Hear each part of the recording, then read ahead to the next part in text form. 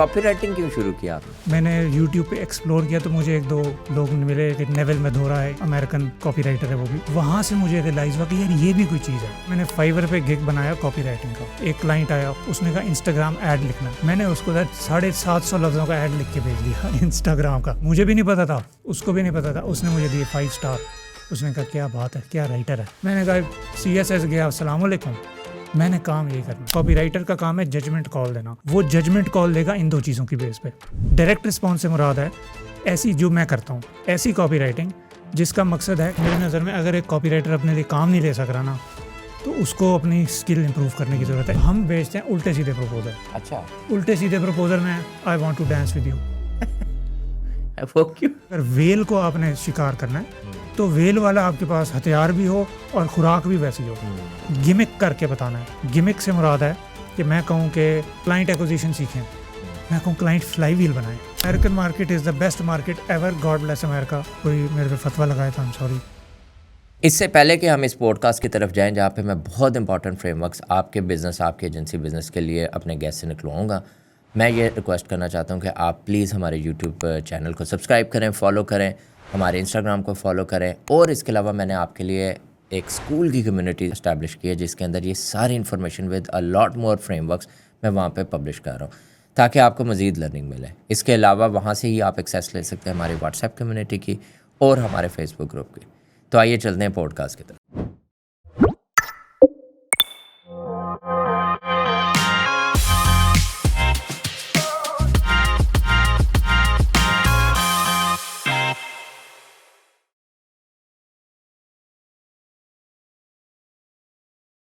अस्सलाम वालेकुम, मेरा नाम है साद मुनीर और आप देख रहे हैं सिंक विद साद। आज की हसल स्टोरी में हमारे बड़े ख़ास मेहमान आए हैं और इनको आज लाहौर हमने मद्दू किया है सिर्फ इस चीज़ के ऊपर कि आप लोगों को लिखना नहीं सही से आता।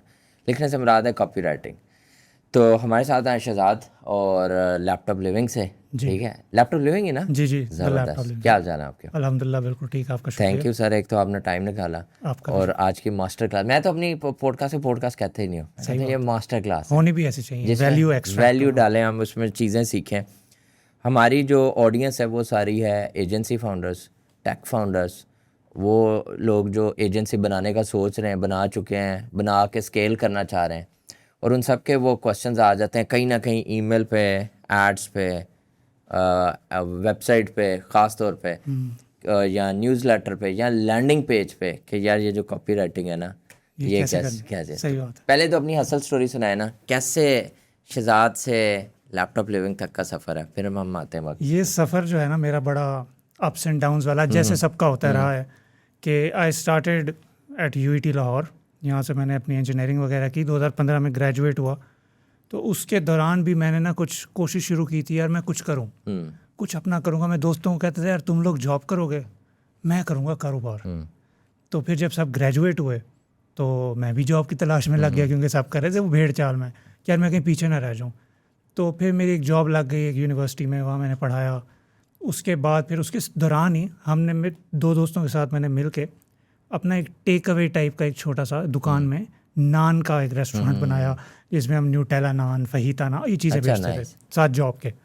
तो उस दौरान ना हमारी एक दिन में 60,000 की सेल हो गई और मेरी जॉब जो थी वो 30,000 पर मंथ पे थी। मैंने कहा यार ये क्या हो रहा है, यहाँ पे 60,000 एक दिन में आ रहे हैं, उधर 30,000 महीने में आ रहे हैं। तो मैंने कहा कुछ गड़बड़ है दुनिया में ना, मेरे को गलत बताया इन्होंने।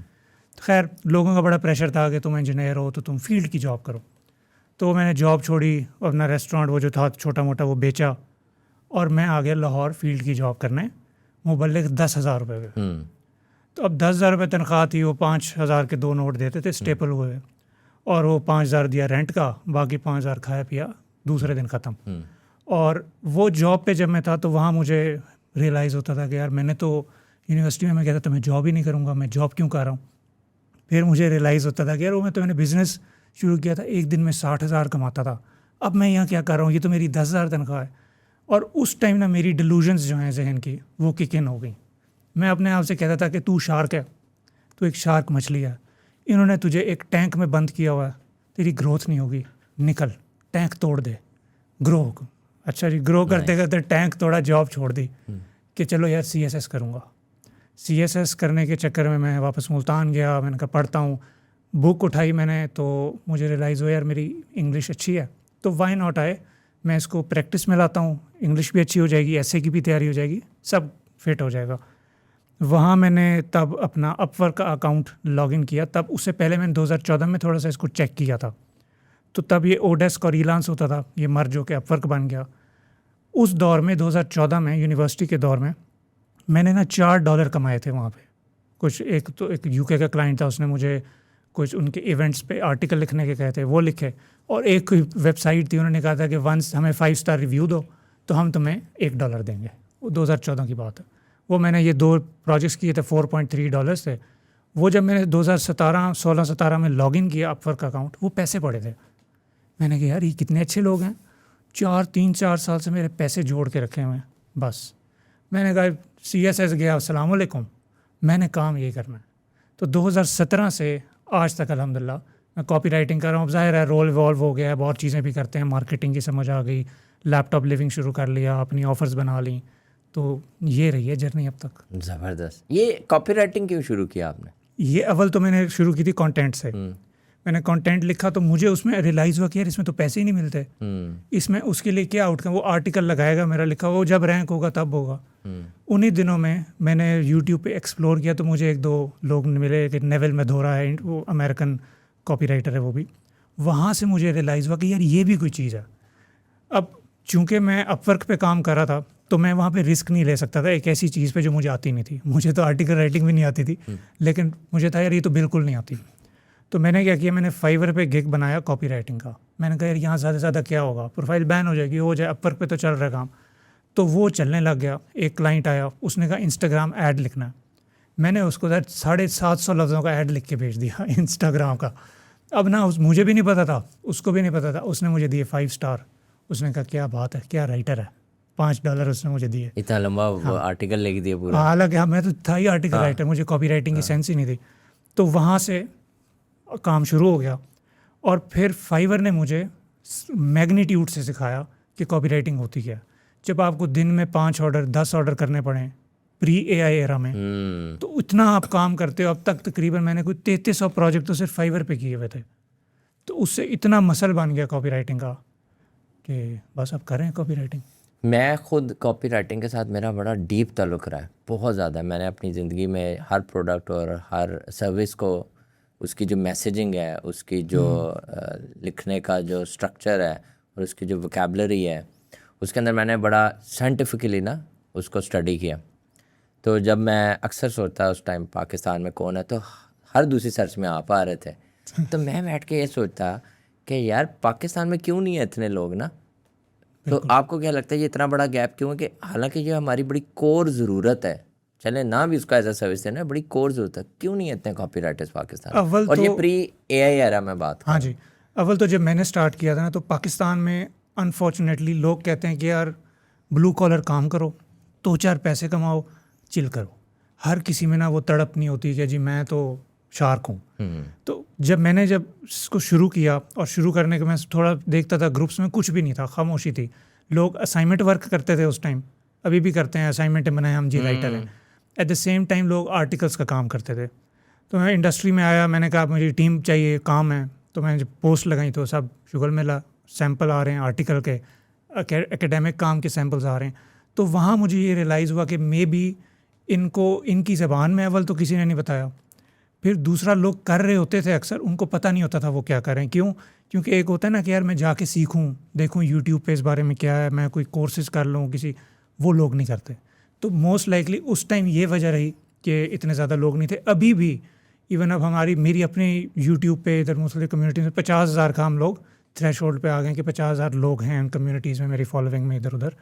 But at the same time अभी भी पाकिस्तान में कितनी ही इसके बारे में इंफॉर्मेशन चाहिए। तो वही बात है कि मेरा वर्क अभी ख़त्म नहीं हुआ। अभी मैं बैठा हूँ, अभी मैं लगा हूँ, अभी मैं आपको सर्चेज़ में नज़र आता रहूँगा इंशाल्लाह। और भी जोर लगा रहे हैं। नहीं, ये चीज़ मैंने बड़ी फील की, क्योंकि फिर हमारी एजेंसी स्पेस में, हमारे ब्रांड स्पेस में ख़ास तौर पे हमें ना 2 जगहों में ज़रूरत फील है। लैंडिंग पेजेस जब हम बनाते हैं तो उसमें जो हेडलाइन होती थी ना, उसमें मैं 3-3 दिन लगाता था। AI होता नहीं था, GPT होता नहीं था, 3-3 दिन लगाता, और मैं सर्च करता था वर्ड कर करके गूगल के ये वर्ड आएगा, और वर्ड कॉम्प्लिकेट नहीं होना चाहिए, सिंपलीफाई। सिंपल होना चाहिए। तो मेरा ना वो एक फ्रस्ट्रेशन सी होती थी, क्योंकि हमने ना एक लड़की रख ली कॉपी राइटिंग में था, तो वो आर्टिकल राइटर थी, उसने कॉपी राइटिंग की जॉब देखी, हमने रखी होती कॉपी राइटर रिक्वायर्ड। तो कोई एजेंसी उस टाइम पे कॉपी राइटर नहीं थे रखते, ज़्यादातर है ना आपके कन्वेंशनल मार्केटिंग कंपनियों वाले रखते थे, और वो भी वो होता था कि वो घी के नीचे उन्होंने जो टैगलाइन थी ना उसके लिए, वो भी ब्रांड वाली मैसिव लेवल। तो वो हमने रखी। तो वो लड़की ने हमें बेसिकली डिसीव करके ज्वाइन किया था, लेकिन मज़े की चीज़ इसने काम शुरू किया, सीखा, तो बड़ी मुझे फ्रस्ट्रेशन होती थी कि टैलेंट नहीं है इस चीज़ का इसके अंदर।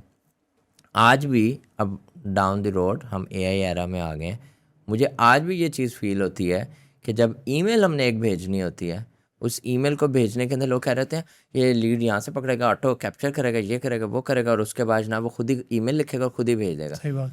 मैं कहता हूँ इम्पॉसिबल है कि आप एआई रिटर्न 100% ईमेल के ऊपर रिलाई कर सकें। तो मुझे ये बताएं कि जो ईमेल, थोड़ा सा ज़रा स्ट्रक्चर की बात है, ईमेल, लैंडिंग पेज, ऐड, इनकी कॉपी राइटिंग में डिफरेंस क्या होता है? एक एजेंसी फाउंडर, एक टेक फाउंडर जो ये देख रहा है हमारी पॉडकास्ट, वो इस चीज़ को कितना सीरियस लें। हमने भी एक ब्रांडिंग के ऊपर की थी पॉडकास्ट। अब मैं समझता हूँ कि एक ज़रा कॉपी राइटिंग वाली चीज़ इसमें आ जाए ना, फिर हम पर्सनल ब्रांडिंग की तरफ भी आएंगे। बिल्कुल बिल्कुल। अच्छा, सबसे जो इन सब में आसान चीज़ है ना, वो है ईमेल। आसान इस सेंस में नहीं कि भाई लिखना आसान है, आसान इस सेंस में कि वो यूजुअली वार्म ऑडियंसेस को अगर भेजी जा रही है, अगर किसी की अपना न्यूज़लेटर है या ईमेल लिस्ट है, तो वो भेज रहा है, वो वार्म ऑडियंस है। वार्म ऑडियंस थोड़ी सी आपको इजाज़त देती है कि आप बहुत कुछ अगर हैवी सीन नहीं कर रहे ईमेल में, तो आपका काम चल जाता है। इसलिए आपने देखा होगा बहुत सारे ब्रांड्स वो प्रॉपर कॉपी राइटर्स नहीं भी होते अगर उनके, तो उनका फिर भी काम चल रहा होता है ईमेल में, क्योंकि वो वार्म ऑडियंस होती है जो कि फॉरगिविंग होती है। लोग कोल्ड ईमेल भी कर रहे होते हैं। कोल्ड जो ईमेल है वो एक मॉन्स्टर है अपने अंदर। मॉन्स्टर इस तरह से है कि अब मेरा अल्हम्दुलिल्लाह कोल्ड ईमेल पे बड़ी ग्रिप रही है। पिछले 1 साल में मैंने इतनी कोल्ड ईमेल्स लिखी हैं जितनी मैंने पूरे अपने करियर में नहीं लिखी थी। तो उसमें क्या होता है कि ऐसा मैसेज जो मैंने 4 दिन लगा के सोच के लिखा है वो फेल हो जाता है, और ऐसा मैसेज जो मैंने कहा यार ये 2 लाइनें क्लाइंट को लिख के दे दी, यार ये 2 लाइनें ईमेल चला के देखो, वो चल जाता है। तो इसमें आपने cold emails is a game of iteration, cold email is a game of testing and finding out what works for you. हाँ, वार्म ईमेल के आप अपनी ऑडियंस के आपके पास सिग्नल्स आ रहे होते हैं डायरेक्ट, आपको पता होता है किस तरह की email open rate subject line के ज़्यादा आ रहे हैं, किसके क्लिक थ्रू रेट ज़्यादा आ रहे हैं। उस बेस पे आप अपनी ऑडियंस का उसका हिसाब किताब उसको सांचे में उतार सकते हैं और वो वाली ईमेल्स उसको ज़्यादा भेज सकते हैं। कोल्ड ईमेल मैस ऑडियंस को जा रही है, वो आपको नहीं जानते, तो उसमें आपको टेस्ट ट्वीक करके फिर को जाके आपकी फिगर आउट होती हैं। अच्छा, ये तो हो गई ईमेल। फिर आ जाते हैं हमारे एड्स पे, क्योंकि ऐड ही चलेगा तो लैंडिंग पेज पे लोग आएंगे। अब ऐड में भी अगेन है कि आपका ऐड किसको टारगेट हो रहा है, क्या वो रीटारगेटिंग वाला है या वो मेन ऐड है। बट एसेंशली ऐड जब भी मैं लिखता हूँ, मेरा ये गोल होता है to cast a wide net, कि जहाँ मैंने अगर एक सर्टन पेन पॉइंट पे बात करनी है, जो अगर 100 लोग हैं, इसमें हम लोग करते हैं हायरार्की बनाते हैं रिसर्च में। अगर मिसाल के तौर पे किसी मार्केट में मेरा जो भी मैं प्रॉब्लम सॉल्व कर रहा हूँ, उस प्रॉब्लम पे 100 लोगों का मैंने डेटा मेरे पास है। अब मैंने ये हिसाब लगाना है कि उन 100 में से मेजॉरिटी ऑफ द पीपल क्या बात कर रहे हैं, और ये क्या बात में क्या क्या आता है, the reason they are buying that particular solution, their pain points. ये 2 मेन चीज़ें मैं जहन में रख के फिर ऐसी हेडिंग या ऐसा उसकी हुक बनाऊंगा जो उन ज़्यादा ऑडियंस की मैस को कवर करे। यानी ऐसा जाल फेंकना है जो ज़्यादा मछलियाँ पकड़ के लेके। पहली चीज़ तो ये करनी। दूसरा इसमें ये होता है, कभी भी जब आप ऐड लिखते हैं तो आपने सोफिस्टिकेशन लेवल का आप ख्याल रखना है बहुत ज़्यादा। सोफिस्टिकेशन लेवल से मुराद है कि जो स्टूडेंट्स हैं, जो लोग जिस बारे में समझना चाह रहे हैं कि किसी भी मार्केट में आपकी तरह की ऑफ़र्स कितनी ज़्यादा हैं और उसके प्रोमिसेस कैसे हैं। पहले है कि मिसाल के तौर पे कोर्सेज़ की बात करते हैं पाकिस्तान में। एक बंदा कहता है पैसे कमाएं, बड़ा सिंपल प्रॉमिस है। एक बंदा कहता है पैसे कमाएं 30 दिन में, मुश्किल हो गई। एक बंदा कहता है पैसे कमाएं 30 दिन में, ना कमाए पैसे वापस, ठीक है। अगला फिर आ जाता है उससे बड़ा मॉन्स्टर, पैसे कमाएं 30 दिन में, ना कमाए पैसे वापस, मैं पल्ले से तुम्हें 1000 रुपये और भी दूंगा। प्रॉमिस बढ़ गया, ऑफर बढ़ गई, आपकी रिस्क अवर्स होते हैं लोग, जाहिर है, तो रिस्क रिवर्सल बढ़ गई। फिर अगले लेवल पे आ जाते हैं, जब ये प्रोमिसेस इतने एब्सर्ड होते जाते हैं ना किसी भी मार्केट में, तो मार्केट सोफिस्टिकेट होती जाती है। जितनी मार्केट सोफिस्टिकेट होगी, ऐड में उतनी मेहनत करनी पड़ेगी। राइट। ऐड उतना बढ़ा जाएगा। आपने देखा होगा साबरी सूबी के ऐड कितने किलोमीटर लंबे हैं। Yes. क्यों? क्योंकि वो उसकी मार्केटिंग वाली ऐसे लोग हैं जो जेडेड हैं शदीद, उनका कितने ही कोर्स लिए होंगे मार्केटर्स ने। इसी तरह से आप देख लें एमी पोर्टरफील्ड के ऐड देख लें या मारिया वेंट के ऐड देख लें, कितने प्यारे प्यारे क्यूट इमोजीज वाले होते हैं। क्यों? क्योंकि वो मैस मार्केट को टारगेट करे जिनका सोफिस्टिकेशन लेवल नहीं है। उनको नहीं पता। अब किसी भी मार्केट में हर तरह का बंदा मौजूद होता है, सोफिस्टिकेटेड भी होगा, अनसोफिस्टिकेटेड भी होगा, हर तरह का होगा। अब ये आपने बिगिनर्स को बेचना है तो आप अनसोफिस्टिकेटेड मार्केट में जाएंगे, उसके अलग फ़ायदे नुकसान है। आपने सोफिस्टिकेटेड लोगों को बेचना है, उसके अलग हैं। फिर एक और चीज़ आपने देखनी है, अवेयरनेस लेवल्स। आज के दौर में हम जब एआई पे ज़्यादा रिलाई करते हैं तो इस वजह से ये दो चीज़ें और भी ज़्यादा ज़रूरी हो गई हैं। अब जो कॉपीराइटर का काम है जजमेंट कॉल देना, वो जजमेंट कॉल देगा इन दो चीज़ों की बेस पे, सोफिस्टिकेशन लेवल पे और अवेयरनेस लेवल पे, कि मार्केट की अवेयरनेस स्टेज क्या है। इसको पता करने का तरीका आप यूट्यूब पे देख लें कि उस प्रॉब्लम पे, उसके सलूशंस पे वीडियोस मिल रही हैं आपको। बड़े बड़े इन्फ्लुएंसर ने उस पर बात की हुई है, मिलियन 10 मिलियन व्यूज़ हैं। इस तरह से फिर उसके प्रोडक्ट्स जो उसके सलूशंस हैं अमेज़ॉन पे कहीं, उस पर कितने रिव्यूज़ हैं। इससे आपको अंदाज़ा होता है कि अवेयरनेस लेवल की मार्केट की ओवरऑल क्या है। मार्केट में हर तरह का बंदा भी होता है अवेयरनेस की स्टेज पे, कि आपने उसको फ़नल में कैसे लाना है। तो ये जब सारी चीज़ें आपके जहन में होंगी, फिर आप ऐड लिखने बैठेंगे, वो भी एक चीज़ के अराउंड। ईमेल तो आपने हमेशा एक चीज़ के अराउंड लिखनी है। यानी अगर आपके पास कोई प्रोग्राम है, उसमें 20 मॉड्यूल हैं, मनी बैक गारंटी है, 50 सक्सेस स्टोरीज़ हैं और बड़ी अच्छी सी हेडिंग है, और उसमें जो भी चीज़ें बेनिफिट्स हैं, इन सब चीज़ों पे एक ईमेल, मतलब हेडिंग पे एक ईमेल लिख सकते हैं। एक अगर आपके 20 मॉड्यूल्स हैं तो 20 मॉड्यूल्स पे 20 ईमेल्स लिखेंगे, बजाय इसके कि एक ईमेल में 20 को फिट कर दें। नहीं, लोग कंफ्यूज होते हैं। एक ईमेल आप प्रूफ पे अलग से लिख सकते हैं, एक ईमेल आप सिर्फ रिस्क रिवर्सल पे लिख सकते हैं, एक ईमेल आप सिर्फ कोई एक ऑब्जेक्शन हैंडल करने के लिए लिख सकते हैं। इसी तरह से एड्स में भी है। एड्स में थोड़ा आपके पास ज़्यादा कुशन होता है, आप उसमें मल्टीपल एलिमेंट्स मर्ज कर सकते हैं, बेनिफिट्स भी बता जाएँ, प्रूफ भी बता जाएँ, ऑब्जेक्शंस भी हैंडल कर जाएँ, उसमें रिस्क रिवर्सल भी आप ऐड कर जाएँ, उसमें एट द सेम टाइम आपने कुछ बिफोर आफ्टर कंपैरिजन देना है वो भी कर जाएँ। तो ये तो हो गया सारी खिचड़ी एड्स की और ईमेल्स की। अब आते हैं हमारे प्यारे लैंडिंग पेज। लैंडिंग पेज एक ऐसी टर्म है जो बहुत कंफ्यूज करती है लोगों को। लोग वेबसाइट समझते हैं। हाँ, लैंडिंग पेज जो है it is a broad term जिसके अंदर बहुत सारी चीज़ें आती हैं। लैंडिंग पेज में कोई अगर आपका एप्लीकेशन फनल है वो भी लैंडिंग पेज है, सेल्स पेज भी लैंडिंग पेज है, बट फ़र्क क्या है कि उस पर सेल हो रही है। सेल्स लेटर होता है, फिर वो सेल्स पेज का बड़ा भाई होता है। तो उसमें 10,000 लफ्ज़ों के बड़े बड़े वो hard core direct response pages होते हैं जो आपको इधर मिलेंगे, क्लिक बैंक वगैरह और इन वेबसाइट्स। डायरेक्ट रिस्पॉन्स भी बताते हैं नेटिव। हाँ, डायरेक्ट रिस्पॉन्स से मुराद है ऐसी जो मैं करता हूँ, ऐसी कॉपी राइटिंग जिसका मकसद है कि अगले बंदे से फ़ौरन रिस्पॉन्स इलिसिट कराया जाए। कल चीज़ नहीं लेनी, परसों चीज़ नहीं लेनी, 6 दिन बाद नहीं लेनी, अभी लेनी। ऐड देख लिया, अभी लो, जो करना है अभी करो। इसी वजह से आपने वो जिक्र किया था ना, वो आपकी टीममेट थी जो वो उसके घी के नीचे इश्तिहार के नीचे वो वाली जो है ना कॉपी राइटिंग, वो होती है ब्रांड कॉपी राइटिंग। उनका मैस मार्केट होती है। एक घी लेने वाला एक अमीर आदमी भी होगा, गरीब, हर पूरी एक, जिस तरह कोक पेप्सी बड़े ब्रांड्स हैं, वो कहेंगे खुलें खुशियाँ।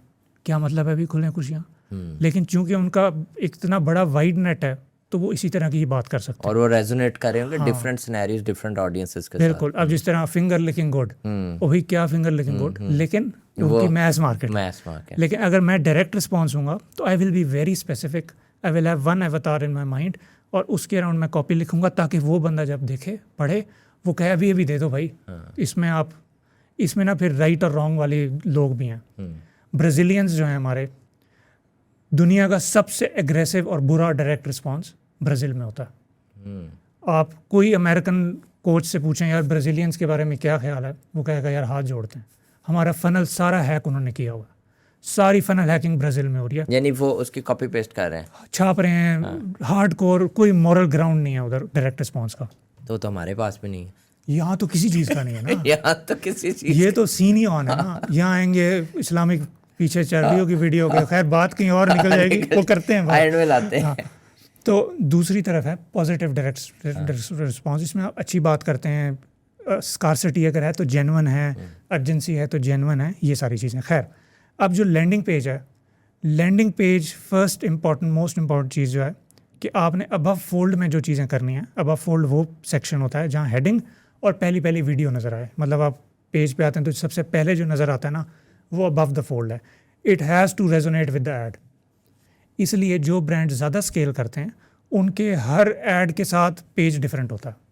जितना स्केल करते जाते हैं हर अवतार का, हर उसका पेज, लैंडिंग पेज भी डिफरेंट, एड्स भी डिफरेंट। तो ये रेजोनेंस होनी चाहिए पहली चीज़। दूसरी चीज़ आसान होना चाहिए, प्लीज़ आसान होना चाहिए। इतना आसान हो कि चौथी जमात का बच्चा उसको पढ़े, उसको सब समझ आ जाए। अभी हमने रिसेंटली एक सेल्स पेज लिखा मेरी टीममेट ने, मैंने कहा ये फ़लाँ और फ़लाँ 2 बंदों को पढ़ाओ टीम में, अगर उनको समझ आ रहा है इसका मतलब है ये ठीक है। तो उनका ज़ाहिर है हमारा ये भी कॉन्सेप्ट है ना कि जितनी मुश्किल और कॉम्प्लिकेटेड वोकैबुलरी होगी ना उतना अच्छी हमने अंग्रेजी मारी। हाँ नहीं, बिल्कुल सिंपल एक चौथी क्लास का बच्चा समझ जाए, या एक ऐसा बंदा जिसने 4 जमातें पढ़ी हैं वो समझ जाए कि इसमें क्या लिखा। एक क्योंकि हम जब लिखते हैं लोग वो अपने जहन से लिखते हैं कि उसको तो सब पता होता है, लेकिन रीडर को सब नहीं पता होता। तो रीडर को खोल खोल के तमीज़ से प्यार से हर चीज़ एक्सप्लेन करें। ये क्या चीज़ है, इसमें कितने बेनिफिट हैं, इसमें क्या मिलेगा, एग्जैक्ट बताएं क्या मिलेगा, कितने टाइम में मिलेगा, क्यों मिलेगा, कब मिलेगा, उस पर उसकी ऑब्जेक्शन है वो हैंडल करें, प्रूफ लगाएं, कन्विक्शन उसको बताएं कि जी हमने क्या अकॉम्प्लिश किया है, किन ब्रांड्स के साथ काम किया है। ये जब सब कुछ FAQs डालें, पूरा शुरू से एंड तक एक जर्नी होनी चाहिए कि वो पढ़ता जाए, वो कहता जाए समझ आ गई, साथ साथ ऑब्जेक्शन भी हैंडल होती जाए उसकी। तो ये एक लैंडिंग पेज की, और उस पर वीडियो भी होनी चाहिए, VSL उस पर हो तो वो और भी अच्छा हो जाएगा, आपका कन्वर्जन रेट बेहतर, ग्राफ्स वगैरह कुछ आपके बिफोर आफ्टर सारा कुछ आपने माहौल बनाया वो। तो ये एक लैंडिंग पेज की एंगेज हो जाए, अंदर आके मेस्मराइज हो जाए, जैसे वो कहे ये चीज़ चाहिए। मैकेनिज्म अक्सर लैंडिंग पेजेस में मैकेनिज्म नहीं बताते होते लोग, या हिंट कर देते हैं कि यार हम यूं करते हैं, लेकिन अब जिस तरह वो फिर डिपेंड करता है आपकी एजेंसी पे, आप किस लेवल पे। जी, सोफिस्टिकेशन वाला पॉइंट आपने बहुत अच्छा रेज किया। ये एक बड़े मज़े का कॉन्सेप्ट है जो मैंने अभी लर्न किया। इसमें ये है कि मार्केट अक्सर सैचुरेट हुई थी। जैसे बॉक्सिंग ग्लव्स की एग्जांपल देते हैं तो हमारे केस में ये है कि अगर हम अपने बॉक्सिंग ब्रांड को compete करें तो हमारे पास टाइटल है, एडिडास है, कॉम्बैट स्पोर्ट्स है, और नीचे अगर आप देखें जो RDX है, बहुत बड़े ब्रांड्स हैं। तो हमारे जो कॉपीराइटर हैं, खैर जब वो लिखते हैं तो वो उनको देख रहे होते हैं। एक्चुअल में हम एक बड़ी सोफिस्टिकेटेड, आपके वाला सोफिस्टिकेटेड नहीं, ये हमारे वाला सोफिस्टिकेटेड, ये भी वही है सर, ये भी वही है। अब ये ना वर्ड जो मैं कह रहा हूँ ना, हम बड़ी एक सोफिस्टिकेटेड मार्केट को करते हैं। ये अब आज मैं रेजोनेट किया हूँ, ये मैं क्या वर्ड यूज़ करता हूँ एक्चुअली, कि वो जो मार्केट है बेसिकली वो है जो ना ब्रांड रेडी खरीदती है। एडिडास का ग्लव है, वो आपको वॉलमार्ट कहीं से भी मिल जाता है, आप ऑनलाइन ऑर्डर कर लेते हैं। और दूसरा, अगर आपने कस्टम ग्लव बनवाना है तो वो कस्टम ग्लव बनाने के लिए आपको $600 तक देना है। एडिडास का ग्लव आपको कोई $150 तक मिल जाता है।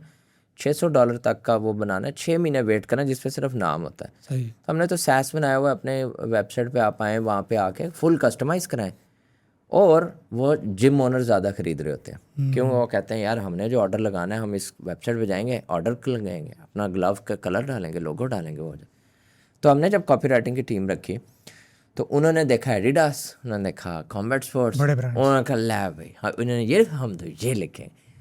तो मैंने उस टाइम पे ये अंडरस्टैंडिंग ली कि नहीं, हमारी एग्जैक्ट टारगेट ऑडियंस वो B2B कस्टमर है जो एक जिम ओनर है, और वो कह रहा है मैं ईजी में खुद से कस्टमाइज़ कर लूँ। कस्टमाइजेशन की हमने ज़्यादा बात की, कस्टमाइज़र की हमने ज़्यादा बात की, तो हमारी चीज़ बिकना शुरू हो गई, ईमेल में भी, ऐड में। ये आपका यूनिक मैकेनिज्म जो है ये गेम में आया। सोफिस्टिकेटेड मार्केट में यूनिक मैकेनिज्म जिसका होगा वो जीतेगा।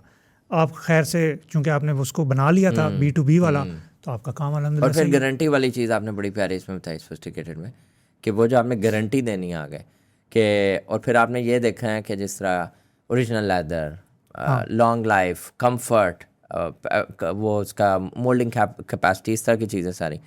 अब वो अगर हर बंदा वही चीज़ कह रहा है और ऑन टॉप वो गारंटी दे रहा है, फ्री रिटर्न्स, फ्री एक्सचेंज, ये दिस एंड दैट, तो वो एक मार्केट का कैप है जिसको आपने समझना है और आपने उससे ऊपर जाना है। ये बड़ी ये आपने आप गए हैं थ्रू योर मैकेनिज्म, क्या हम इस खास बंदे को बेच रहे हैं भाई, इसके लिए हम बहुत फिट हैं, कस्टमाइज कर सही फ्रेमवर्क उठाया ना मैंने, बेहतरीन सर, डन हो गया। साथ साथ सीखना भी है ना हमने। और फिर ये जो आपने दूसरा पॉइंट बताया ना VSL वाला, ये तो हमारी एजेंसी फाउंडर्स के लिए डे इन डे नाइट का चैलेंज है कि ईमेल और आपका जो एड्स और आपका जो लैंडिंग पेज है, इसकी कॉपी राइटिंग में डिफरेंस है। जैसे आपने अंडरस्टैंड करना है कि आपकी लेंथ बढ़ती जाएगी एड्स की भी और ईमेल की भी, इवन सोशल पोस्ट की भी। जी जी, क्योंकि जितनी सोफिस्टिकेटेड और कंपेटिटिव मार्केट होगी उतना ज़्यादा आपको भी एक्सप्लेन करना पड़ेगा, उतने पॉइंट्स बताने पड़ेंगे। बिल्कुल, उनको तसल्ली करानी पड़ेगी। आई रिमेंबर द टाइम जब हम हमारी जो एजेंसी थी ना, पहले हमने बनाई, तो हमने उसमें सिर्फ लिखा we run ads, we do this, we do that, and we will make sure in 2 weeks time it will be live and everything ready. तो जो क्लाइंट था ना वो बड़ा अट्रैक्टिव हुआ, अच्छा रिजल्ट आया। तो उसके बाद ना हम कहते हैं मार्केट सैचुरेट हो गई। एक्चुअली मार्केट, वो अब आपके वाले पॉइंट से मैं रिलेट कर रहा हूँ कि इतने लोग आ गए उसके अंदर, इतनी गारंटियाँ आ गई, लोग कह रहे 2 weeks हम एक, वो जो नहीं सैमसंग कहता है और एप्पल वाला कहता है हमने 2 GB डालो, कहता है हम 20 GB डाले, 20 GB वो वाला किए। तो वो वाला जो सीन है ना वो एकदम मार्केट में होता है। आपने कॉपी राइटिंग शुरू की, मैंने देखा छोटे छोटे बहुत सारे कॉपी राइटिंग के पॉपअप हो गए, हर बंदा। इन्फो प्रोडक्ट में तो होता ही है, एक कोर्स लॉन्च करता है, छोटे छोटे और 10 आते हैं, वो कहता है ये दे रहे हैं, मैं ये भी दे रहा हूँ। ये अमेजोन पे आपको स्टोर लॉन्च, मैं स्टोर लॉन्च कराऊंगा, मैं वीज़ा भी लगाऊंगा मैं सब काम ज़ाहिर है। तो ये जो है ना फिर वो मार्केट उतनी कंपेटिटिव हो जाता है। नेक्स्ट स्टेप पे मूव करते हैं। VSL में थोड़ा सा बताएगा क्या कुछ होना चाहिए क्या नहीं होना चाहिए, क्योंकि मैं समझता हूँ ये बड़ा क्लोजली इन लिंक्ड है with copy writing. And then हमारे नेक्स्ट टॉपिक पर्सनल ब्रांडिंग से भी जरा। VSL में सबसे इम्पोर्टेंट चीज़ जो है ना वो प्रूफ है। केस स्टडीज़ और प्रूफ सबसे इम्पोर्टेंट होता है, और आप उनको जो अपना मैकेनिज्म एक्सप्लेन करेंगे वो भी बहुत इंपॉर्टेंट होता है। आपने अपनी VSL स्टार्ट करनी है किसी भी प्रॉब्लम से कि जी आपका ये XYZ प्रॉब्लम है, और वो वाकई उनका हो जिसको आप टारगेट। अब जिस तरह आपको एग्जैक्ट पता है कि आपकी मार्केट में लोगों का क्या प्रॉब्लम है, ग्लव्स वाले में जो आपने B2B मेंशन किया, उस अवतार को जहन में रखें, उसके 4-5 प्रॉब्लम्स कॉल आउट करें और उसको टीज़ करें सोल्यूशन पे कि ये जो है ना इसका एक सोल्यूशन है मेरे दोस्त, मैं तुम्हें बताता हूँ। But before I share it with you, ये जो चीज़ है जब ये सोल्यूशन शेयर किया गया है कुछ लोगों के साथ, तो ये बूम बूम बूम 1 2 3 ये के इसके साथ ये हो गया, इसको ये मिल गया, इसको ये मिल गया। उसके बाद आपने फिर जाना है मैकेनिज़्म पे कि जी मेरा जो सोल्यूशन मैं तुम्हें देने वाला हूँ, वाई इज़ दिस यूनिक। पहले तो आपने बताया आपकी प्रॉब्लम यूनिक है, आपने इसको मुख्तलिफ़ चीज़ों से, आपने बेसिकली उनके नॉलेज का गैप ब्रिज करना है। एक बंदा है जिसकी एजेंसी है, उसको 100 में से 90 चीज़ों का पता है कि उसका ये काम क्यों नहीं हो रहा।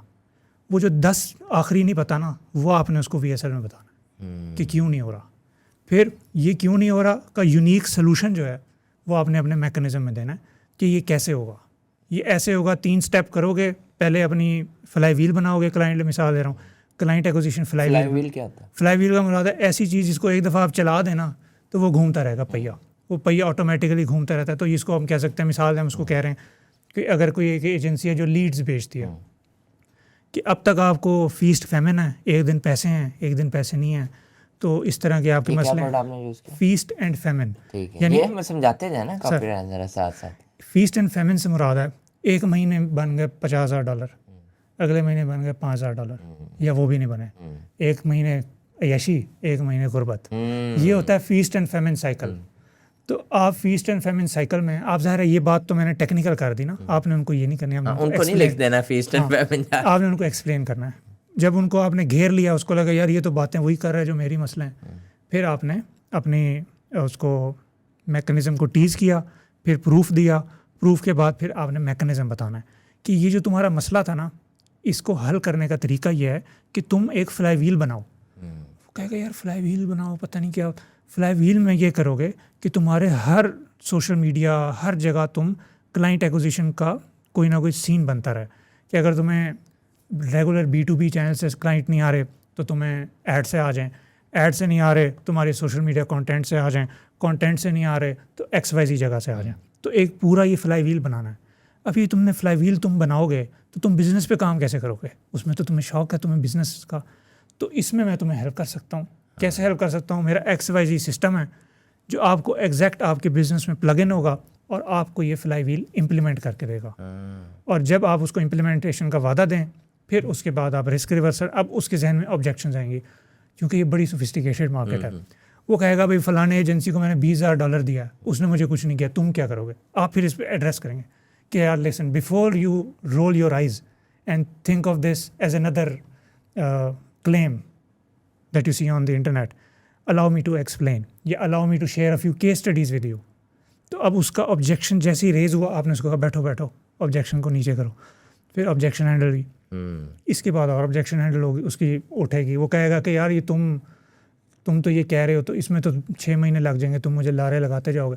फिर उसको इस चीज़ को ऑब्जेक्शन हैंडल करें कि यार अगर आपको लग रहा है ना कि ये चीज़ करने में मुझे 6 महीने लगेंगे, तो मज़े की चीज़ ये है कि हमारा सिस्टम AI प्रूवन है, AI को हम यूज़ करते हैं और AI को यूज़ करके हम आपको ये महीने में इम्प्लीमेंट कर देंगे। अब उसकी टाइमलाइन इम्प्लीमेंटेशन वाला भी बैरियर गिरा दिया। ये एक तरह के डोमिनोज हैं जो आपने गिराते जाना है। ये जैसे जैसे हाँ सेल्स कॉल में भी करते हैं, बिल्कुल ये डोमिनोज गिरेंगे और आहिस्ता आहिस्ता वो फिर आप उसको एंड पे रिस्क रिवर्सल अगर है तो वो ऐड करें। कहें जी ये हर किसी के लिए नहीं है, ख़ास एजेंसीज़ के लिए, क्योंकि आपने क्वालिफाई भी करना है, तो ये ज़रा क्वालिफायर डालें। वो कहेगा ऐसे कैसे हो सकता है मैं क्वालिफाई ना करूं, जिद में अप्लाई कर देगा। और जाहिर है उसकी ईगो टीज कर दी थोड़ी सी। हाँ इसमें न्यूआंसेस होते हैं, हर बंदा ऐसा रिस्पॉन्ड नहीं करता, लेकिन मेजॉरिटी हम लोग, इंसान बड़ा प्रेडिक्टेबल है। जैसे हम अक्सर वो लिखते हैं उसमें ना कि if you are making less than $25,000 a month, this system may not work for you and it's not eligible, you may not be eligible for this। बिल्कुल, ये वो eligible का वर्ड पढ़ के ना वो कहता है मैं नहीं eligible, ये कैसे, बिल्कुल मैं बताता हूँ इसको हम कॉपीराइटिंग की टर्म में कहते हैं एक्सक्लूजन और इंक्लूजन। ओके, कि हमने रेलेवेंट बंदे को एक्सक्लूड, उस रेलेवेंट बंदे को इंक्लूड कर लिया और इररेलेवेंट को एक्सक्लूड कर लिया, भाई तुम्हारे लिए ये नहीं है। हो सकता है उनमें से कोई ना कोई फिर भी आ जाए, लोग इंसान। हाँ तो ये सर सारा फ्रेमवर्क है। फिर एंड पे कॉल टू एक्शंस के नीचे फॉर्म फिल करो और प्राइस वगैरह नहीं बतानी। अगर आपके लैंडिंग पेज पे प्राइस नहीं है ना, फिर आपने प्राइस नहीं बतानी। और यही सारी चीज़ें वीडियो सेल्स लेटर में भी बोली जाए। इसको वीडियो सेल्स लेटर क्यों कहते हैं? क्योंकि ये सेल्स लेटर की वीडियो फॉर्म होती है। अब जो डायरेक्ट रिस्पांस के सेल्स लेटर्स होते हैं ना, वो होते हैं 10-10 हज़ार लफ्ज़ों के। पहले क्या होता था कि उनको होता था कि यार ये इसका जो फाउंडर है जिसने VSL इजाद किया है, जॉन बेंसन नाम है उसका। जॉन बेंसन, हाँ अच्छा, बड़ा ख़तरनाक कॉपीराइटर है। अच्छा, कैंसर सर्वाइवर भी है, बड़ा अच्छा कॉपीराइटर है।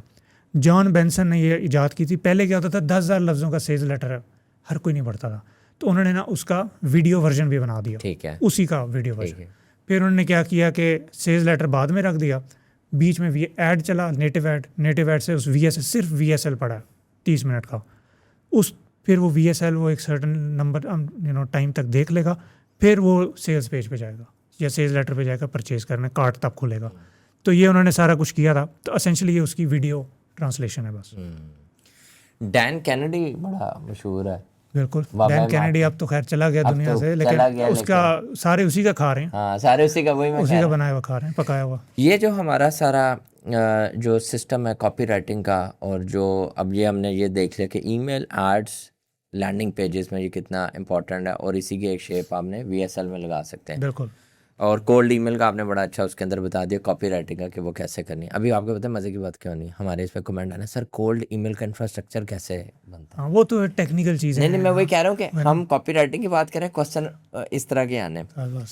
लेकिन मज़ेदार चीज़ ये है कि ये जो आज का हमारा टॉपिक है, ये मेरा बड़ा फेवरेट टॉपिक है। मज़ा आ रहा है। मैंने क्योंकि बड़ी दफ़ा मैंने प्रपोजल्स जब मैं लिखता था ना, अच्छा अपवर्क पे तो हम फाइवर पे तो गए नहीं कि 2-4 हम उधर प्रपोजल हमें पता होता है। मेरे पास प्रपोजल था, मैं 80 पेजेस का प्रपोजल लिखता था। नाइस। हमारे पास एक क्लाइंट आया, उसने कहा कि भाई ये चीज़ें चाहिए, मैंने उसको ये भी बता दिया, मैं सुबह उठता है कितने बताऊँ, सोचता है कितने बताऊँ, प्रपोजल में सब कुछ इंक्लूड।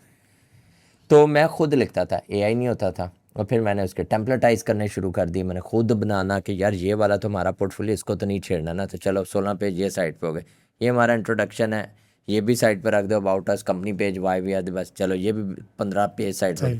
करते करते करते 12-15 ऐसे पेज थे जिसके अंदर हम उसका मैकेनिज्म, प्रोसेस, उसकी रिक्वायरमेंट, उसको कनेक्ट करना और वो प्रपोजल में करना। तो मैंने मेरे ख्याल में कोई 1000+ प्रपोजल इस तरह का 80 पेजेस का बना चुका हूँ। तो और वो ऑफ प्लेटफॉर्म, और वो इधर तो होता है ना कि चलो आपको पता चल गया, रीड हुआ नहीं हुआ, उधर ईमेल की बस जवाब नहीं आया आगे, वो सोचें दुख कितना होता है। तो मैंने ना अब मेरा जो क्वेश्चन आ रहा है आपसे कि मुझे लगता है कि ये जो प्रपोजल राइटिंग है, ये एक बहुत इम्पॉर्टेंट कॉपी राइटिंग का एक आर्ट है। बिल्कुल। The way you actually hook your prospect in reading, then connecting, then understanding and then trusting on you कि यार ये वाकई बंदा खतरनाक है ना। सही कह रहा हूँ ना मैं? बिल्कुल बिल्कुल। अपवर्क के ऊपर भी यही स्ट्रैटेजी है, और मेरे ख्याल में कहीं भी आप प्रपोजल भेज रहे हो, इसके ऊपर आपका क्या पॉइंट ऑफ व्यू है? सर ये इतना ज़रूरी है कि अगर मेरे नज़र में अगर एक कॉपीराइटर अपने लिए काम नहीं ले सक रहा ना, तो उसको अपनी स्किल इंप्रूव करने की ज़रूरत है, इस सेंस में कि अपने आप को नहीं बेच सक रहे तो फिर बाकी किसी अच्छा, के इधर और मैं चीज़ क्वेश्चन को थोड़ा फ्लिप करता हूँ। जी। ये जो एजेंसी फाउंडर है वो सॉफ्टवेयर एजेंसी भी हो सकती है, ई कॉमर्स एजेंसी भी हो सकती है, वो अमेजोन वालों को भी ईमेल कर रहा होगा या प्रपोजल भेज रहा होगा, या ये क्या कौन है डिजिटल एआई वाले भी हो सकते हैं।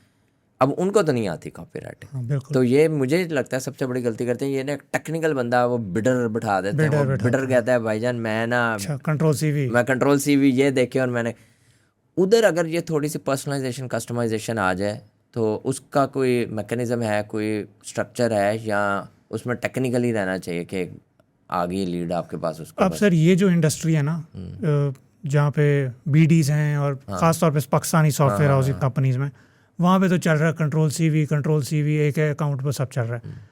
अब इशू ये है कि इतनी ये कॉम्पिटिटिव नीश है, हर पाकिस्तान में एक एजेंसी के 50 प्रोफाइल हैं अपवर्क की, 20 प्रोफाइल हैं, आपस में भी लड़े हुए हैं, एक दूसरे से भी लड़े हुए हैं इस सेंस में। तो वहाँ पे जो सबसे बेस्ट तरीका है स्टैंड आउट करने का, प्रोफाइल्स भी हैं, ये सब है, लेकिन क्या है प्रपोजल। अब ये while it is a good thing कि आप एक विनिंग प्रपोजल फिगर आउट कर लें अपनी कंपनी के लिए, उसको आप वो कर लें कि जी बस ये हमारा स्टैंडर्ड है, कंट्रोल है, कंट्रोल, हाँ वो कंट्रोल बन जाए। अब उसके लिए हम लोग जो मैंने अब ज़ाहिर प्रोफाइल पे जब अपना काम शुरू किया तो हम भेजते हैं उल्टे सीधे प्रपोजल।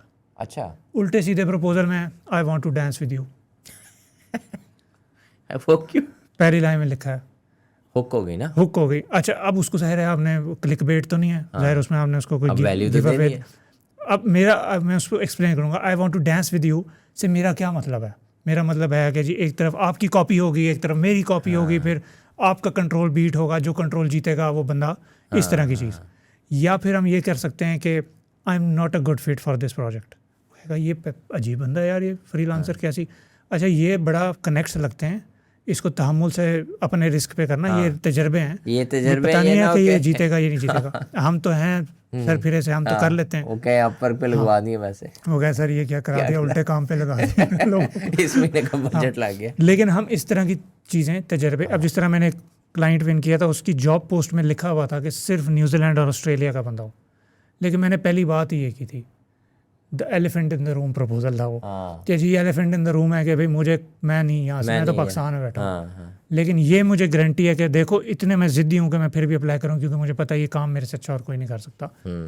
अच्छा ये जो पर्सनैलिटी फील्ड प्रपोजल्स होते हैं ये हर किसी को पसंद नहीं आते, हर क्लाइंट इसको पसंद नहीं करता, लेकिन ऐसी निशेस जिसमें इतनी कोई क्रिएटिव थॉट ही नहीं है, एक BD है उसके पास आया है वो प्रपोजल CV कर रहा है, मे बी अगर वो ये कुछ ट्राई कर ले तो वो स्टैंड आउट कर सकें इस कॉम्पिटिटिव नीश में। तो प्रपोजल्स का तो मेरा ये फंडा, ये कोल्ड ईमेल्स जो पर्सनलाइज्ड भेजते हैं उसमें तो ये कंफर्म वर्क करता है, 100% करता है। आप कोई उल्टी सीधी चीज़ करो बजाय इसके कि आप कहो कि hello my name is this, I do this, please hire me, या please look at my portfolio.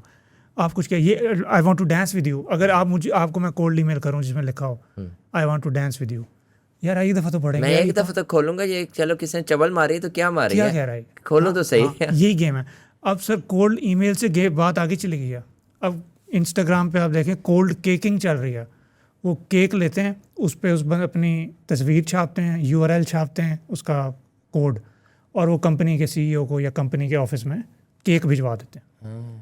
तो मेरा क्लाइंट रहा है जो, वो भी इसी तरह से कहता है, मैं भी ये करता था, कहता है हमने ड्रीम 100 क्लाइंट की लिस्ट बनाई थी, उनका हमने बजट एलोकेट किया हुआ था कि यार ये 100 बंदे हैं, उनका ये बजट है, हमने इस पर खर्चा खुला खर्चा करेंगे।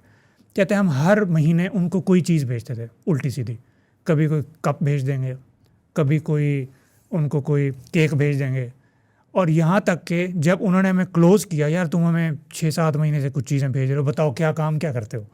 तो कहता है जब हमने क्लोज़ किया तो कहता है उसकी सेक्रेटरी मुझे कहती थी, मैंने से कहा इनको ना करना क्योंकि हमें तजस्सुस होता है पूरे ऑफिस में, ये अगले महीने क्या भेजे। तो ये सारे खैर ये खिलारे, ये जो शेनैनिगन्स हैं ये आप तभी कर सकते हैं जब आपके पास बजट हो, या लेकिन कोल्ड ईमेल एटलीस्ट आप जो पर्सनलाइज्ड भेज रहे हैं वो आप इस तरह से भेज सकते हैं। Very interesting, very interesting. Sir अब मुझे ये बताएं, अब मैं एक पॉइंट पूछूंगा उसके बाद हम थोड़ा सा पर्सनल ब्रांडिंग की तरफ जाएंगे, जो कि बड़ा आपने भी आजकल उसके ऊपर काफ़ी, मैं खुद बड़ा प्रीच एंड वो कर रहा हूँ उसके ऊपर, एंड प्रैक्टिस एज वेल।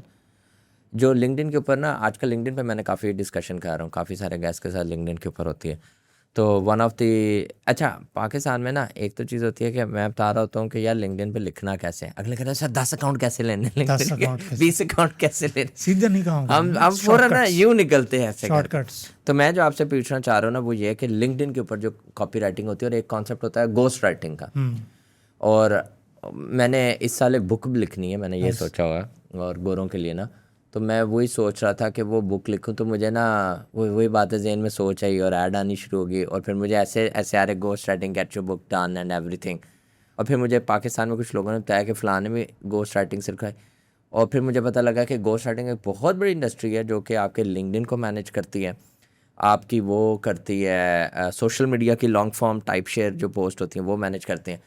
तो मैंने एक से ना अपॉइंटमेंट ले ली, मैंने उससे पूछा कि यार मुझे ये बताओ, गोरा था कोई? वो थी कोलंबियन थी। अच्छा नहीं। तो मैंने उस लड़की से ये पूछा कि मुझे ये बताओ कि कोलंबियन थी, बात वो उधर ही थी मियामी वगैरह में, मैंने कहा मुझे ये बताओ कि तुम मेरी गोस्ट राइटिंग टेकअप करती है सोशल मीडिया के लिए, किताब तो मैंने कहा वो मैं भी लिख लूँगा, इतनी कोई रॉकेट साइंस नहीं। मैं एक जब लिख रहा होता हूँ ना, मेरी अभी ना मैं अक्सर अपनी पोस्ट के आगे बाकायदा लिखता हूँ ये नॉन है, इतनी मेहनत करके मैं लिखी है, मैं लिख देता हूँ नॉन है, और लोग निकाल भी लेते हैं प्रूफ के साथ में कि 2 ग्रामर और 2 टाइपो भी मिल जाते हैं उनको, तसल्ली होगी। तो मैंने कहा यार मुझे तो बड़ा मतलब compete करना पड़ता है, मतलब मैं अपनी सोच लाता हूँ, मैं लिखना शुरू करता हूँ, मैंने लैपटॉप खोला, मैंने लिखा, फिर मैंने वही मोबाइल पे नोशन पे वो कंप्लीट की 2 लाइनें, फिर मैंने शाम को बैठ कर और मैं रात को जाके वो पोस्ट करता हूँ और मैं उसमें अपनी थॉट अपना एक्सपीरियंस, तुम कैसे करोगे? तो वो उसने मुझे ना जो केस स्टडीज़ दिखाई, मैं उनमें से एक बंदा था उसको मैं बड़ा रिलीजियसली फॉलो करता था, मैं परेशान हो गया, उसने कहा मेरा क्लाइंट है। मैं कहा what do you mean by ये तुम्हारा क्लाइंट? कहती है I write all the post for him on LinkedIn. तो मैं कहा इसका मतलब कि मैं यकीन भी नहीं कर सकता। अब ये जो गैप है ये कैसे कवर होता है? मेरे ख्याल में बहुत सारे लोग हैं जो गोस्ट राइटर हायर कर सकते हैं और बहुत सारे सोफिस्टिकेटेड ऑडियंस है जिसने हायर किया हुआ है, इवन आपकी सेलिब्रिटीज और ये सब ने गोस्ट राइटर रखा हुआ है। ये खुद तो नहीं लिखते। मुझे तो बड़ी देर बाद पता चला कि ये खुद नहीं लिख रहे, कोई खुद नहीं लिख रहा। मैं लगा सर मैं भी अभी खुद लिख रहा होता हूँ, अब मैंने कुछ कहा है कि यार मेरे एटलीस्ट पेज तो संभाले टीम, अब वो संभाल रहे हैं। सर इसमें आपने मेन चीज़ जो देखनी है ना उसका प्रोसेस क्या है। अगर वो आपसे इंटरव्यू की बात करें ना कि मैं हर हफ्ते आपसे एक इंटरव्यू करूँगी 1 घंटे का, आपसे वो पूछेगी इस हफ्ते क्या किया, इस हफ्ते क्या ख्याल आया, इस हफ्ते क्या खाया, इस हफ्ते उल्टा सीधा क्या हुआ, इस हफ्ते ऑफिस में क्या हुआ, इस दफ़ा गाड़ी में सोच के आई जाते हुए, इस दफ़ा रात सोते हुए क्या सोच आई। जब वो आपसे हर हफ्ते में एक इंटरव्यू कर ले, बस आजकल सर AI टूल होते हैं साथ लगे हुए जूम में, वो आपकी रिकॉर्डिंग जाएगी उसके पास, कंटेंट ही कंटेंट। बस ये उसके बंदे के एफर्ट और तरीका है कि उसने कैसे करना है। अब घोस्ट राइटिंग तो है, ये बड़ी इंपॉर्टेंट चीज़ है। लिंक्डइन पे कितने ही बड़े CEOs हैं, उनके पास टाइम नहीं है, ऑनेस्टली नहीं, वो करना चाहते हैं। अब ये जो अभी रिसेंटली आई गेस OpenAI के CEO के लिए, किसी बड़ी कंपनी के CEO के लिए भी घोस्ट राइटर हायर किया गया। तो वो ये सब चीज़ें कि कितना वो प्रॉक्सिमिटी है, क्योंकि देखें अब आपके अकाउंट से पोस्ट जाएगी, वो बिगिनर को, अगर आप उधर बैठे हैं, आप अमेरिका में टारगेट कर रहे हैं, तो वो बिगिनर को तो नहीं कर रहे हैं, वो किसी एक सोफिस्टिकेटेड एजेंसी ओनर को कर रहे हैं। तो ये वही बात है कि आपने पकड़नी है वेल मछली और आप जी वो एक छोटा सा श्रिम्प लेके चले गए हैं, समंदर में डाल के बैठे हैं, तो आपकी पोस्ट में वेल मछली की खुराक होनी चाहिए। वो खुराक आपके जहन से निकलती है, वो एक घोस्ट राइटर के जहन से नहीं निकलती। और ये आप उसको देंगे अगर यार ये लिखो, हफ्ते का मेरा ये खिलारा हुआ है, आप पोस्ट लिखो। आहिस्ता आहिस्ता 1 2 3 वो जिस AI में फीड कर रही होगी वो AI ही ट्रेन हो जाएगा, उसे कहना क्लाउड पे स्किल बना ले और वो स्किल चुप करके मुझे 6 महीने बाद दे दे। फिर आप कहेंगे यार इस चीज़ पे पोस्ट लिखो, पोस्ट आ जाएगी। Good point. अगर आपको यहाँ तक पॉडकास्ट का और इस कन्वर्सेशन का मज़ा आ रहा है तो मैं आपसे रिक्वेस्ट करूँगा कि आप स्कूल कम्युनिटी को हमारी ज़रूर ज्वाइन करें, जिसका लिंक इस वीडियो की डिस्क्रिप्शन में हमने ऑलरेडी लगा दिया हुआ है। वहाँ से ज्वाइन करके इसी पॉडकास्ट के ऊपर मेरा मज़ीद पर्सपेक्टिव लर्न करें। मैं इसी से रिलेटेड मज़ीद अपनी हसल क्लैरिटी के फ्रेमवर्क्स वहाँ पे शेयर करूँगा, ताकि आप सिर्फ इसको सुन के एंजॉय ना करें, इसको इम्प्लीमेंट करें, एक्शनेबल आइटम्स मिलाएं और अपने एजेंसी बिज़नेस और टेक बिज़नेस को ग्रो करें।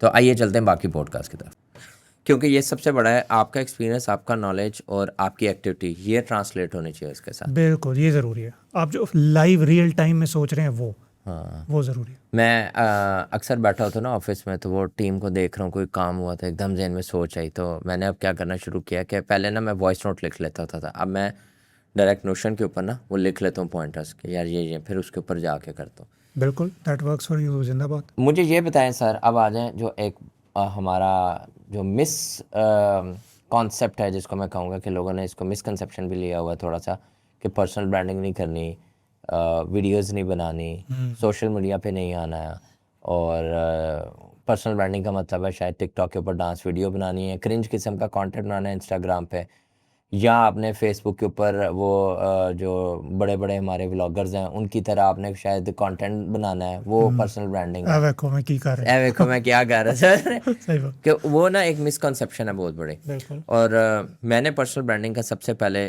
जब सीखा तो वो मुझे इस तरह पता चला कि मैं एक जगह कोचिंग लेने गया हुआ था यूके में, तो वहाँ मैं बैठा तो हर बंदा ना उसको जानता था जो पार्टिसिपेंट था, मेरी तरह टिकट लेके आया था। इवन गेस्ट उतरा तो उसे कहता I know what you did over there. मैंने कहा ये मतलब ये कौन है, और वो बैठा मेरे से 2 सीटें छोड़ के था। मैं कहा मैं इसको जानता नहीं। खैर मैंने उसे गूगल शुगल मारा, नाम पूछा, सुना, फिर मैं उसके सोशल मीडिया चैनल किए जो है वो हर तरफ डालता था पोस्ट वगैरह ऐसे वगैरह। मैंने उसके साथ कनेक्शन बनाया। मैंने कहा यार मैं तो मतलब बड़ा फ़ैन हुआ तुम्हारा, ये सुन के I saw you over there, और हम इकट्ठे बैठते थे। उसने कहा हाँ ठीक है, और फिर मैंने मज़ीद उसको फॉलो किया। उसका एक CTA मिल गया, CTA पे क्लिक किया, मैंने उसकी एक कोचिंग ले ली। और उसकी एक कोचिंग में जब वो मैंने अटेंड की जूम पे ऑनलाइन, तो उसने कहा कि most of you must have seen me attending somebody else coaching and then you saw my personal brand and then you connect. और मैं कहा पर्सनल ब्रांड कनेक्ट हुआ, ये चक्कर क्या है? हमें लगता था कि वो जैसे ड्रामों में लोग आते हैं, सेलिब्रिटियाँ होती हैं, उन्हीं का पर्सनल ब्रांड है। ये वाला कॉन्सेप्ट जो B2B के अंदर, बिजनेसेस के अंदर, ख़ास तौर पे एजेंसी स्पेस में, मैं एक चीज़ कहता हूँ कि 2027, आज हम 2026 में मिड है, 2027 तक अगर आप एज एन एजेंसी फाउंडर आपका पर्सनल ब्रांड नहीं एग्जिस्ट करता, इधर you will be finding a job और you will be barely surviving. आपको कोई क्लाइंट और लीड मिल रहे हो, क्योंकि आपके कॉस्ट पर लीड भी महंगी होगी एड्स की, आपकी रीच भी कम होगी, आपकी विजिबिलिटी भी नियर टू नन होगी। छोटे छोटे बच्चे आके आपसे ज़्यादा रीच करें, और आप करोगे यार ये उसको फिर गंदे कमेंट करोगे उसकी पोस्टों पे, तुम कल के बच्चे, तुम्हें क्या पता। फिर वो बच्चा कहेगा भाई चाचू आप स्क्रिप्ट लिख के दे दिया करो, जो मैंने बोलना मैं आपके कहने पे बोल दूंगा। सही बात है, ऐसे ही है। अब मुझे बताइए क्या है पर्सनल ब्रांडिंग, आपका पॉइंट ऑफ व्यू क्या है, किस तरह करनी चाहिए अडॉप्ट, और क्या उसके जो है ना वो सारे सोल्यूशन होने चाहिए? सर पर्सनल ब्रांडिंग जो है ये इतनी मेरी नज़र में अब इम्पोर्टेंट होती जा रही है। अब AI आ गया, AI पे कमोडिटाइज हो रही हैं चीज़ें, सर्विसेज कमोडिटाइज हो रही हैं, कल को AI भी कमोडिटाइज होगा। अगर ये चीप हो जाती है ये सारी जो कंप्यूटिंग पावर और ये सारी चीज़ें, तो ये फिर क्लाइंट के पास तो ऑप्शंस हैं हज़ारों, किसी से भी काम करा ले, आपसे क्यों कराए। तो ऐसे शोर में वो बंदा जो पर्सनल ब्रांड बनाएगा वो स्टैंड आउट करता है। अब पर्सनल ब्रांड की जब हम बात करते हैं तो कोई भी बंदा जब ज़ीरो से शुरू कर रहा होता है ना, वो क्रिंज ही होता है। बेशक वो कोई बड़ा हैवी हिटर हो, जब वो शुरू में पोस्ट कर रहा होगा 2 बंदे लाइक कर रहे होंगे 3, तो किसी ना किसी उसकी एटलीस्ट पीयर्स को वो क्रिंज ही लगेगा। तो एक क्रिंज वैली है जिससे गुजर के आपने आगे आना है। पहली चीज़ तो ये है क्रिंज वैली। हाँ, ये क्रिंज वैली में हर कोई वैली ऑफ डेथ होता है ना, आपने क्रिंज वैली, ये और इसमें आपके वो रिश्तेदार भी हैं, आपके वो लोग भी जो कह रहे हैं ये क्या कर रहे हैं, केड़े का मतलब लग गया। बिल्कुल। तो ये बड़ी वो वैली से जब आप गुजरते हैं, फिर वही लोग आपको ऊपर, क्योंकि वो वैली में है ना, वो फिर आपको ऊपर देख रहे होते हैं, निकल गया ना, मैं तो पहले ही कहता था ये कामयाब होगा। तो ये जो सारी पर्सनल ब्रांडिंग की दुनिया है, इसमें आपने एज अ गुरु सोचना है, आपने एज अ एजेंसी ओनर यूँ नहीं सोचना, और आपने ऑफर्स लॉन्च करनी है, आपने अपने एड्स चलाने हैं उस सारे पर्सोना। अली अब्दाल है, अली अब्दाल डॉक्टर है, यूट्यूबर है, आपको पता है उसकी अपनी एजेंसी भी है, $15,000 का उसका रिटेनर है। उसके मुकाबले की जो एजेंसी है 1 बिलियन वाले, वो 5,000 का शायद रिटेनर लेते हैं। क्यों भाई?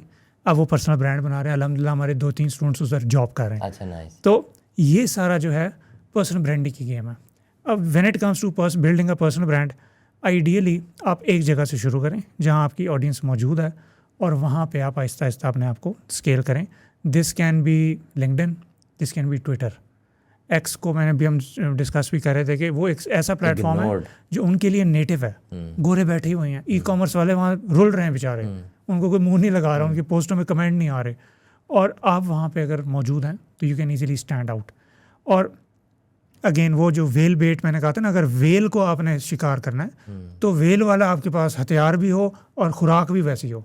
तो लेवल वाली डीप इंसाइटफुल पोस्ट्स जो कि जेन्युइनली वैल्यूएबल हो, और ये वो बंदा नहीं कर सकता जो बिगिनर है। वो क्या करेगा? वो करेगा कि यार ये देखो ये फ़लाँ ब्रांड है, ये क्योंकि अब एज एन एजेंट, अब जो भी एजेंसी ओनर है या जो भी बिजनेस ओनर है उसकी जेब में है पैसे। पैसे आपको सुकून से नहीं बैठने देते। पैसा ऐसी चीज़ है, ये आपकी जेब में फुदकता रहता है कि यार मुझे लगा दो भाई, फ़ोन ले लूँ, गाड़ी ले लूँ, मैं अक्सर कहता हूँ इस चीज़ का। तो वो मैं एज अ बिजनेस ओनर मैं कहाँ पे लगाऊंगा वो पैसा? जो मुझे नज़र आएगा उस पर लगाऊंगा। और वो कौन नज़र आएगा? 50 लोगों में से जो फ्रीलांसर में से जो मतलब जो अपना ब्रांड बना चुका होगा वो मुझे नज़र आएगा, मैं चुप, मेरा दिल करेगा उसको पैसे, मेरा खुद जेब में आ जाएगा, मैं कहूँगा प्लीज़ कोचिंग दे दो या ये अपनी सर्विसेज दे दो। अब when it comes to personal branding, आपने वेल बेट करनी है और जो नया बंदा है वो बताएगा कि यार ये फ़लाँ ब्रांड का फ़नल ये है। अब कोई ना कोई ई-कॉम ब्रांड ओनर होगा जो उसका फ़नल को डिकोड करना चाह रहा होगा, उसका जो 6 घंटे का काम है वो आपने कर दिया, वो भी आपके पास आएगा, यार ये काम की बातें बताता है। इसका एक अच्छा चैनल है यूट्यूब पे, रियल चेस समथिंग के नाम से है, वो बंदा करता ही यही चीज़ें, डिकोड करता है फ़नल्स को, और तो वो उसको आप एक्सप्लोर ये लोग कर सकते हैं। तो जो बिगिनर है वो ये करेगा, जो तजर्बे वाला है वो फिर आएगा अपने तजर्बे पे बाहर आएगा, वो कहेगा तुम्हें मैं बताता हूँ, मैं आ गया हूँ, अब तुम हिलो, डरो, कांप जाओ, ये लो वैल्यू, ये देखो डेप्थ वाली पोस्ट, ये देखो जी क्या कहते हैं, कोई बहुत ही डीप कॉन्सेप्ट समझा दिया, कोई इतनी बड़ी मार्केट में कोई 2-4 बड़े डीप प्रॉब्लम्स पे बात कर दी। इसमें पिलर्स बनाने हैं आपने। एक आपने बनाना है हाउ टू पिलर, इसमें आप हाउ टू वाली चीज़ें, हाउ टू बिगिनर्स को भी अट्रैक्ट कर लेता है, लेकिन अगर डेप्थ वाला हाउ टू हो वो एक्सपर्ट्स को अट्रैक्ट करेगा। फिर होता है यू पिलर, आपने अपने क्या उखाड़ा है, आपकी क्या टेस्टिमोनियल्स हैं, आपकी क्या कन्विक्शन है, आपने क्या नंबर्स पुल किए हैं, क्या केस स्टडीज़ हैं। फिर होता है नीश पिलर, कि जिसमें आप अपनी नीश के बारे में क्या इंसाइट्स हैं, क्या बातें हैं, क्या वैल्यू है, क्या डिस्कवरी है, क्या नया तजर्बा कर रहे हैं, क्या नया पंगा ले रहे हैं, वो बताते हैं। इन 3 चीज़ों के अराउंड आपका ब्रांड रिवॉल्व करता है। जब थोड़े बेहतर लेवल पे आ जाता है फिर आप यू पिलर में और चीज़ें ऐड करते हैं कि देखो मेरी लैम्बोर्गिनी, या ऑब्वियसली ये नहीं लेकिन भाई ये देखो कि जी मेरी ज़िंदगी में ये हो रहा है, 30 लेसन्स मेरी तरफ से। मैं तो लैम्बोर्गिनी और जी वैगन पे जाऊंगा, मैंने सोच जाएंगे, बिल्कुल जाएंगे सर, जाएंगे। और ये चीज़ों से फिर आप फिर पर्सनल कनेक्शन भी बनाते हैं। जब ये सब चीज़ें होती हैं आपकी ऑडियंस बनती है, फिर आप देखते हैं मेरी ऑडियंस में मेजॉरिटी लोग कौन है जो आपने बड़े क्यूरेट किए होते हैं, बड़े प्यार मोहब्बत से। और personal branding is a 2 way street. अपने लिए तो आपने काम करना है, अपने लिए तो पोस्टिंग करनी है, लेकिन पोस्ट पे लोग भी तो लाने हैं। वो कैसे लाएंगे? उनकी पोस्ट पे कमेंट करके, उनको वैल्यू दे के। मेरे एक कमेंट पे एलेक्स हॉर्मोजी की ट्वीट पे मैंने रिप्लाई किया था, उस पर कोई पता नहीं 200 या 300 लाइक्स आए थे। ये वो ऑडियंस है जो एलेक्स हॉर्मोजी को फॉलो कर रही है, वो फिर साइफन होकर मेरे पास आए हैं। ठीक है, तो ये साइफन होती है ऑडियंस, रेलिवेंट लोग साइफन होते हैं। सर डेवी फॉगेटरी से मेरी बात हुई है, अच्छा, एक्स पे। नाइस, तो देखे ना, इजी टू एक्सेस है उधर। वो उसको मैसेज किया है, उसने कोई जॉब पोस्ट की बात की हुई थी कि जी मुझे कोई बंदा चाहिए। मैंने कहा आई कॉल डिब्स ऑन दिस। उन्होंने कहा यार तू तो बड़ा जल्दी है, बैठा ही था। मैंने कहा मैं अभी ट्विटर पे बैठा था। तो खैर वो फिर नहीं बना, मैं पाकिस्तान से था, मे भी उसने नहीं किया, या उसको काम मेरा पसंद नहीं है, सिंपल एज दैट। लेकिन एटलीस्ट मैं कनेक्ट हो गया ना, कनेक्ट हो गया। अब मैं उसको मैसेज करूँगा, उसके इनबॉक्स में तो जाऊँगा, और कोई नहीं। तो ये सारी गेम है। और सर पर्सनल ब्रांडिंग से फ़ायदा ये होता है कि आप का कद बाकियों से ऊंचा हो जाता है। ट्रू। जब आपका कद ऊंचा होता है ना, तो आपकी तरफ नज़रें भी जाती हैं, प्रोमिनेंट हो जाता है, आप प्रोमिनेंट भी होते हैं। नज़रें जाएंगी तो पैसा जहाँ वेयर अटेंशन होगी वहाँ पे मनी फ्लो करेगी। तो ये सर सारी दुनिया है पर्सनल ब्रांडिंग की। हमारे पास ना एक छोटा सा हमने काम कराया टाइलों का, तो वो जो बंदा था ना, वो कहता, वो आई मीन मैं ना गुजरते पुजरते वहाँ से गुजर रहा होता, तो वो मजदूर मुझे देख रहा होता, तो वो उसने कहा कि बंदा कोई कमदा लगता है, तो उसने कहा सर जी मैंने भी कुछ दसो ना, मैं भी कुछ इस तरह का करा के गेम ऑन हो जाए। तो मैंने उसकी ना बात सुनी, मैंने कहा तुम अपनी ये वीडियो सुनाओ छोटी छोटी ना, मैंने 70 बंदों की दिखाई टिकटॉक पे खोल के, ये देखो टाइले वाले हैं, ये पता नहीं क्या पेंट कर रहा है, ये है, बिल्कुल। और सारे जिक्र। मैं कहा तू कर तो सही ना। अच्छा, उसके साथ ना उसका बेटा था, उसने वो बात पिक कर ली। सही। कोई 1-2 साल बाद ना मैंने उसी बंदे का कोई नंबर था, वो मैंने किसी को इंट्रोड्यूस कराया कि यार एक मैंने इस बंदे के साथ काम कराया था, बड़ा अच्छा बंदा, तो ये चेक करो। वो जनाब उसका फ़ोन आया और लड़के का, सर आपका तो नंबर गुम गया था, मुझे हमें कनेक्ट हुआ, आप वो वाले भाई हैं। और क्या हुआ, साथ ही उसने मुझे अपना टिकटॉक भेजा, वो जनाब 1.25 मिलियन, ओ जिंदाबाद, 9 लाख व्यूज़, और नीचे वो नंबर रखा हुआ है, और क्रिंज किस्म का कौन है।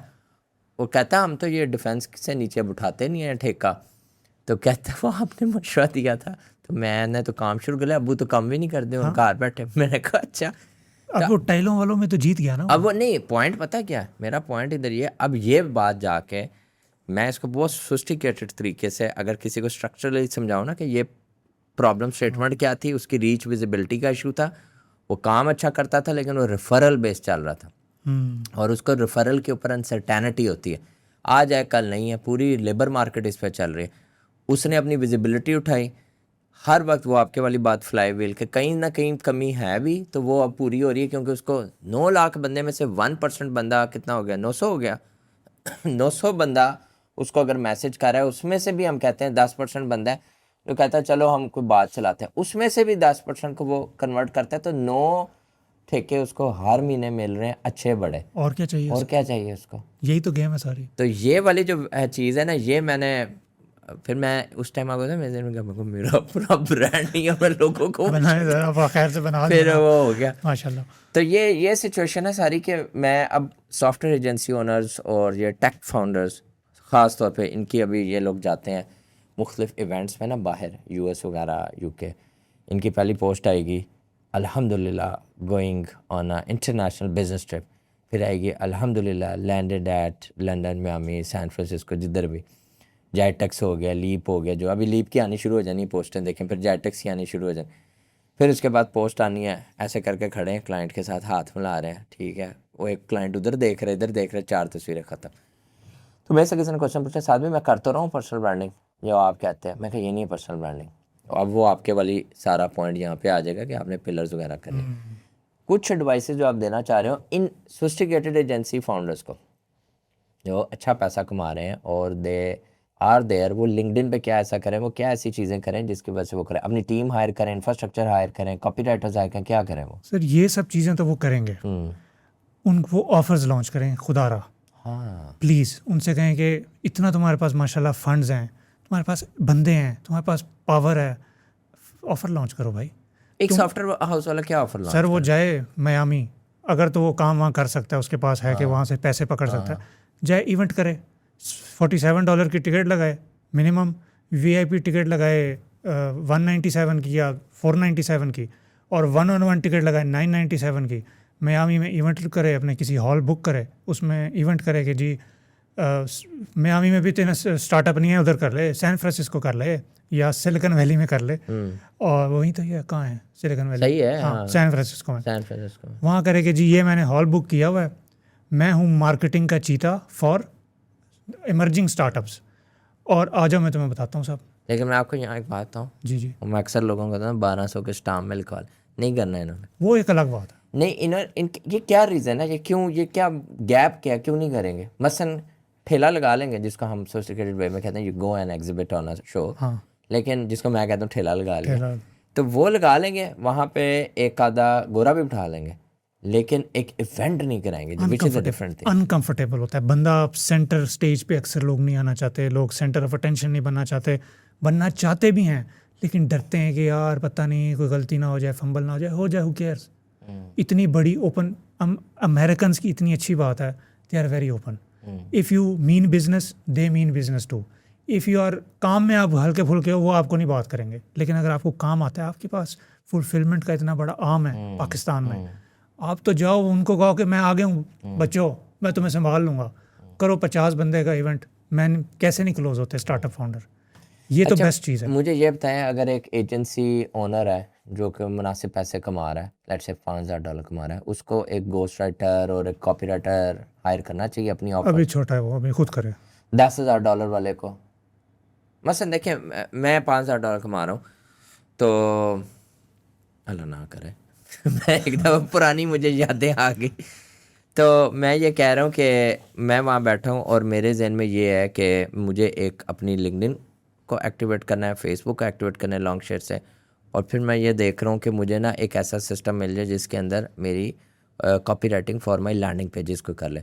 तो क्या मैं एक ही राइटर हायर कर लूँ, कॉपी राइटर हायर करूँ, मैं किस तरह करूँ? फ्रीलांस करे, मतलब अगर तो उसने कोई एक आधा वन ऑफ लैंडिंग पेज बनाना है, फ्रीलांसर रख ले, ठीक है, अच्छा फ्रीलांसर डिसेंट, आपसे पाकिस्तान में कितने पैसे ले लेगा?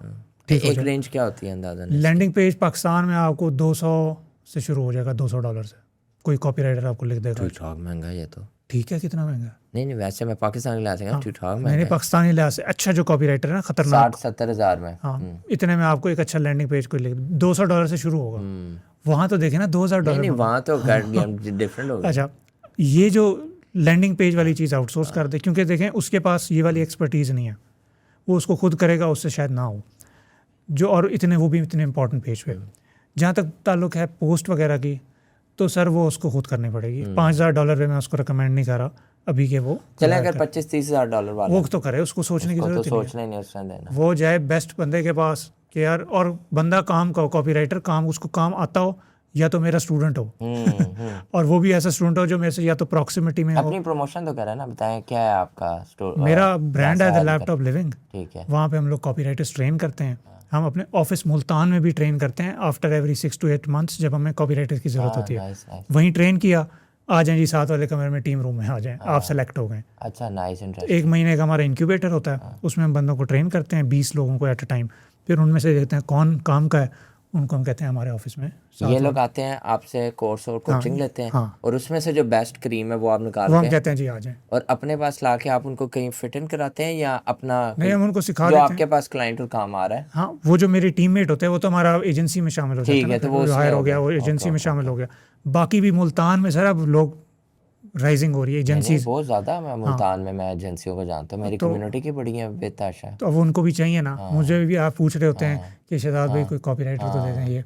तो एक तो वो हमारा विंग है, फिर एक हमारा है कि जो हमारी ऑनलाइन जो हमारी ट्रेनिंग है 6 फिगर कॉपीराइटर, जो मैंने 2021 अप्रैल से शुरू की हुई है। अभी हमारा 19 कोहोर्ट चल रहा है, 20वां कोहोर्ट आने वाला है। तो पाकिस्तान में जो शरारतें करते हुए कॉपीराइटर अल्हम्दुलिल्लाह आपको नज़र आ रहे हैं, जो काम कर रहे हैं, वो मेजॉरिटी ऑफ द केसेस में मेरे स्टूडेंट्स रहे हैं अल्हम्दुलिल्लाह। फिर उसके अलावा हमारी वर्कशॉप्स होती हैं जो हमारे फ्रंट एंड प्रोडक्ट्स होते हैं कि किसी को या स्टार्ट करा दे। और ऐसे भी मुझे एक दफ़ा मैं वॉक कर रहा था रात को 1:30 बजे अपनी कॉलोनी में, तो यही पता लगा कि लाइट मोटरसाइकिल की आई है मेरी तरफ। मैंने कहा गए, हालांकि बड़ी सेफ जगह है। आप शहजाद भाई हैं? मैंने कहा शहजाद भाई मैं $1500 पे पहुँच गया हूँ, आपकी वर्कशॉप ली थी। मैंने कहा यार तुम इंटरनेट पे तो नज़र नहीं आते, यहाँ तुमने मुझे रोक लिया। हाँ, लेकिन खैर वो अच्छा लड़का था, रहमान, उसे अच्छी गपशप लगी। तो ये हमारे प्रोग्राम्स हैं, इससे हमने कॉपीराइटर्स ट्रेन कर रहे हैं। अब सर ज़रूरत पड़ेगी, अब माशाल्लाह एजेंसीज उठ रही हैं पाकिस्तान में, ई-कॉम ब्रांड्स अब उठेंगे, अभी इनका कंपटीशन होगा, फिर ये किसके पास आएंगे? ऐड तो चला रहे हैं लोग, मैसेजिंग की गेम आएगी, सोफिस्टिकेशन बढ़ेगी, हम बैठे होंगे तैयार मार्केट में। फिर अब जिस तरह अब ये पर्सनल ब्रांडिंग की ज़रूरत पड़ रही है लोगों को, वी आर रेडी। अभी आप पर्सनल ब्रांडिंग का क्या आपकी मैं ऐड वगैरह भी देख रहा मेरी एक वर्कशॉप है वो पर्सनल ब्रांडिंग की, अच्छी एक ओवरव्यू अच्छा देती है आपको। It can get you started. उसमें मैंने हर चीज़ ये जो हम डिस्कस करें ये डेप्थ में मैंने एक्सप्लेन की हुई हैं चीज़ें। हमारा एक प्रोग्राम भी है द मोनेटाइज्ड सेल्फ के नाम से। मोनेटाइज्ड सेल्फ आपने अपने आप को मोनेटाइज कैसे करना है, वो अभी हमने उसका एक कोहोर्ट कर लिया, लेकिन अभी दूसरे कोहोर्ट का मुझे टाइम नहीं मिल रहा। लेकिन हमने कहा पहले वर्कशॉप इंट्रोडक्टरी चीज़ लॉन्च कर लें, वो फिर हमारा बैक एंड होगा, उसकी बैक एंड पे हमारी सर्विसेज होंगी इंशाल्लाह। नाइस। तो ये आपकी मैंने वेबसाइट देखी अभी लैपटॉप लिविंग वाली। हाँ, जब हमारी गपशप चली ना, आप आ रहे थे, तो मैं भी खोली वेबसाइट, तो मुझे इतनी प्यारी वो वेबसाइट लगी, इतनी वो थॉट प्रोवोकिंग वेबसाइट लगी। डिज़ाइन वाइज बात कि मतलब कॉपी राइटिंग तो ज़ाहिर है आपने गेम चुकी हुई, डिज़ाइन वाइज बड़ी रखी। तो उसकी भी कुछ स्टोरी बताएं कि कैसे आपने वेबसाइट के ऊपर थॉट देते हैं और किस तरह से जाते हैं। क्योंकि मैं आपसे वो चीज़ें निकलवा रहा हूँ जो इस टाइम एक एजेंसी ओनर बैठ के ना सोचता है, यार इस टाइम मैं चाहता हूँ वो बैठ के 3 चीज़ें देखें, अपनी पर्सनल ब्रांड देखें, अपनी कॉपी राइटिंग देखें, अपना कंटेंट देखना शुरू करें, और अपनी वेबसाइट्स और इन चीज़ों को देखना शुरू करें। सर वेबसाइट में जो मोस्ट इम्पॉर्टेंट चीज़ है वो है आपका अपना कैरेक्टर। आप जैसे हैं ना वेबसाइट में नज़र आना चाहिए। Unless you are represent you are writing for an organization, तो वो ज़ाहिर है उसको आपने, लेकिन अगर आपकी पोर्टफोलियो वेबसाइट है तो उस पर पता लगेगा, ये बोलेगा भी मेरे से कॉल पे आएगा, ऐसे ही बोलेगा। एक तो ये चीज़। दूसरा, मेरी जो अपनी वेबसाइट है उसने बड़े मराहिल तय किए हैं। पहली वेबसाइट थी, उसके ऊपर 500 लफ्ज़ों के टेक्स्ट के ब्लॉक्स होते थे। जब हम भी आतिश जवान था, हमें भी इतना नहीं चीज़ें पता होती थी, जवान अभी भी आतिश कर, ऐसी बात नहीं। तो वो उससे फिर वो हमने इवॉल्व की, बेहतर वेबसाइट बनाई। करते करते हमने ये चीज़ फिगर आउट की कि पाकिस्तान में चूँकि सोफिस्टिकेशन लेवल्स बहुत हाई नहीं है, तो keep it very simple, don't talk about any technical jargons, और आप इसको लोगों को ऐसे लिखें कि उनको ईजिली समझ आ जाए। उसकी बेस पे फिर हमने रिवर्स इंजीनियरिंग किया। वरना मैं तो अभी हमारा जो सेल्स पेज है 6 फिगर कॉपीराइटर हमारे प्रोग्राम का, वो तो मैं 5,000 लफ्ज़ों का लिख रहा था, मैंने जिसको भी कॉपीराइटर को असाइन किया वो 5,000 लफ्ज़ों का लिखता है, फिर उनको बताना पड़ता है भाई नहीं, सीधी काम की बात करो, काम की बात बताओ और बस। तो ये फिर पाकिस्तानी ऑडियंस के हिसाब से उसको चीज़ों को ट्वीक किया हुआ है। आपकी मैं वेबसाइट का कॉपी राइटिंग पढ़ लूँ? जी जी, ज़रा इंटरेस्टिंग हो जाएगी कन्वर्सेशन। दी लैपटॉप लिविंग आप पढ़ें हमारे कोहोर्ट के प्रोग्राम की, वो थोड़ी ठीक ज़रा है। उसमें ज़ोर लगा हुआ है। वो उसका यूरल क्या होगा? उसका होगा जी thelaptopliving.com, आ गया उसमें मैं, और उस पर आपको कोहोर्ट लिखा हुआ आ रहा होगा ऊपर कहीं और नेविगेशन में, कोहोर्ट, यस, या प्रोग्राम या वर्कशॉप देख लें, हमारा कंट्रोल है, बड़े अरसे से चल रहा है। मैंने ये चीज़ बड़ी सीखी है वक्त के साथ साथ कि ये ना कितनी इम्पोर्टेंट चीज़ है जो हम मिस कर देते हैं। बिल्कुल। अच्छा जी, copy writing workshop, personal branding workshop, personal branding खोलूँ? पर्सनल ब्रांडिंग खोल लें। अच्छा, अब ऑडियंस के लिए मैं पढ़ रहा हूँ। आपकी हेडलाइन है stop chasing clients, build a personal brand that makes them come to you. इसमें तो आपने कोई मुश्किल इंग्लिश नहीं लिखी। नहीं चाहिए भी नहीं, क्योंकि लोगों का सबसे बड़ा पाकिस्तान में क्या मसला है, बिडिंग कर रहे हैं, बिडें कर रहे हैं, काम नहीं आ रहा, क्लाइंट नहीं आ रहे। तो हमने कहा ये चेज छोड़ो, हंटिंग छोड़ो, अट्रैक्शन शुरू करो। Learn the exact step-by-step system Shahzad Khan used to go from sending cold proposals to having clients DM him asking to work together. Here's the honest truth about why most freelancers stay stuck. We have the skill, but every month. अब ये आपने वो Problem बता section दी। आ गया। ठीक है। फिर उसके बाद आपने किया build a personal brand that pays. उसकी आपने वो आउटपुट दिखा दी। The complete framework workshops. Here's what you are getting, 7 core modules, 4 bonuses, वो आपने सारा बता दिया कि उसको एक्चुअल में मिल क्या रहा है। 7 modules that take you from no presence to a brand that attracts high paying clients. ये मेरे ख्याल में हाँ, उसकी ये आप guarantee देख रहे हैं कॉमन थीम है। हाँ। हर हेडिंग में कहीं ना कहीं क्लाइंट, अट्रैक्शन, डीएम, इस तरह की चीज़ों की बात हो रही है, और जो वो रिलेट कर सके उनसे। अभी आपके मॉड्यूल्स आ गए, उसके बाद आ गया the workshop also comes with 3 bonus module, और ये वो आप कर रहे हैं once you reveal the price, उसके बाद फिर आप बोनस देते हैं कि ओ माय गॉड। अच्छा और ठीक भी है। हाँ, आपने अपना बता के कि we will deliver you this, फिर बोनसेस उसके बाद बताते अब एक सॉफ्टवेयर एजेंसी वाला बंदा, एक ई कॉमर्स एजेंसी वाला, वो इस तरह का लैंडिंग पेज कैसे लिख सकता है? सर वो ये फिगर आउट करे उसकी ऑफर क्या है, उसने टारगेट किसको करना है। लेट्स से अमेज़ॉन के ब्रांड्स को मैंने हेल्प करना है, बल्कि वो इजी है, थोड़ा टफ करते हैं। MVP बनानी है, कस्टम सॉफ्टवेयर डेवलपमेंट कंपनी है जो रेडी हाफ को प्रोडक्ट जो है ना वो आपको रेडी करके MVP दे। और ये जिनको टारगेट किया जा रहा है वो स्टार्टअप्स हैं, स्टार्टअप्स बिल्कुल हैं, सिलिकॉन वैली से प्री सीड हैं, अभी प्री सीड है, इस तरह ठीक है। तो आपकी ऑफर होगी स्टार्टअप फाउंडर्स के लिए जो प्री सीड हैं, और ये लिखा होगा उसमें प्री सीड फाउंडर्स के वो किस तरह से अपना MVP पहला मार्केट में अगले 30 दिन में लेके जा सकते हैं। ये ऑफर होगी आपकी, इसमें सारा इंप्रूवमेंट हो सकती है, लेकिन मेन ऑफर ये होगी। अब इस ऑफर को आपने पोजीशन करना है, it can be a workshop, it can be a webinar, इनमें से कोई भी ये चीज़ हो सकती है, और it can be event as well अगर कोई करना चाहे तो। अब इसके अराउंड आपने ये बेस करना है, उसके ऊपर आपने अपनी MVPs का बताना है कि कौन कौन से ब्रांड्स के साथ हमने काम किया है, हमारा स्टेप बाय स्टेप प्रोसेस क्या है, और उसको गिमिक करके बताना है। गिमिक से मुराद है कि मैं कहूँ कि क्लाइंट एक्विजिशन सीखें, मैं कहूँ क्लाइंट फ्लाई व्हील बनाएं, है तो वही चीज़ ही, सेम चीज़ है, लेकिन अब फ्लाई व्हील की बात। तो आपने अपने मैकेनिज्म को सिंपल इस तरह से नहीं रखना, नेमिंग दे दें, पैकेजिंग दे दें, उसको पैकेजिंग रैपिंग अच्छी देनी है। क्योंकि वो जिस तरह बच्चा बीमार है, अब वो कड़वी दवाई खाएगा नहीं खाएगा, लेकिन वही दवाई मीठी करके देंगे तो खाएगा, है तो दवाई, लेकिन उसका ज़रा फ्लेवर चेंज हो। तो पैकेजिंग बहुत ज़रूरी होती है। तो वो आपने पैकेजिंग चेंज की, उसको अपना मैकेनिज्म दिया, उसके प्रॉब्लम्स को बताया कि जी आप फाउंडर हैं, प्री सीड हैं, आपको समझ ही नहीं आ रही क्या करना है। सीडिंग का तो आप जुगाड़ कर लेंगे शायद, लेकिन इसका क्या करेंगे? MVP नहीं है आपका, या आपका MVP है अगले 2 महीने बाद, सॉरी आपका वो जो मीटिंग है 2 महीने बाद है, आपका कुछ तैयार ही नहीं है, आ जाओ हम 30 दिन में तैयार कर दें, उनको भी पकड़ा जा सकता। फिर उसके बाद आप अपने प्रूफ्स और ये तमाम चीज़ें किस किस के साथ काम किया है, और अगर फाउंडर का लिखना है तो फाउंडर के बारे में बता दें कि जी मैं फाउंडर हूँ, मैंने ये उखाड़ा हुआ है। इसलिए मैं कह रहा था पर्सनल ब्रांड बनाते हुए गुरु के तौर पे सोचें। राइट, नीश एक्सपर्ट। हाँ, आपकी जो एजेंसी है, वो जो बाद की चीज़ें हैं, वो आपका फुलफिलमेंट आर्म है, वो आप जिससे मर्जी कराएं। हाँ, उनको बता दें कि मैं नहीं करूँगा, मेरी एजेंसी करेगी, लेकिन I will be involve, I will be in touch with you, तो दैट इज़ ओके। और फिर उनको वो सारा ऑफ़र रिवील होगी, उसके अंदर आपने कोई उनको डिटेल देनी है। यूजुअली इस सर्विसेज में इस तरह से डिटेल नहीं दी जाती, और सर्विस बेचने का जो तरीका है वो यूजुअली ठीक है, वाइल इट इज़ ओके कि आप डायरेक्ट ऐड चलाएं या डायरेक्ट सर्विस पेज पे उनको लेके आएँ, सर्विस और तरह से भी बेची जा सकती है। फ्रंट एंड ऑफ़र बना लें, कोई सस्ती ऑफ़र बना लें $27 की, ऑडिट एनालिसिस, ये चीज़ें करके फिर at the same time front end पे कुछ और, एक आपका फ्रंट एंड प्रोडक्ट होता है मेन, बैक एंड प्रोग्राम आपका है कि सर्विसेज हैं, उसके आगे आप एक 997 का कोर्स लगा सकते हैं, उसके आगे आप 5 डिफरेंट फ्रंट एंड ऑफर्स लगा सकते हैं जो उसी के अंदर फीड हो रही है। तो पूरा एक फनल बनता है, पूरा एक गुरु के तौर पे सोचेंगे कि मैं आ गया हूँ बच्चों, मैं तुम्हें संभाल लूँगा, पूरा ऑर्केस्ट्रेशन करेंगे फनल की, और फिर ये चीज़ें इंशाल्लाह। अब ज़ाहिर है ये तो बड़ा एडवांस लेवल चीज़ है, आप एक फनल से तो शुरू करो। ये इसकी मैंने एक न्यूयॉर्क की सॉफ्टवेयर कंपनी का देखा कि उन्होंने $7 का एक PDF लगाया हुआ था, और वो कह रहे थे 7 prompts for your engineers to start adopting AI quick for auditing। ठीक है, उनका वो जो कोड ऑडिट है, उन्होंने $60 की लगाई हुई थी, और वो उठाई जा रहे थे उन सारे क्लाइंट्स को जिनको ज़रूरत थी, और वो न्यूयॉर्क की ठीक ठाक बड़ी एजेंसी थी।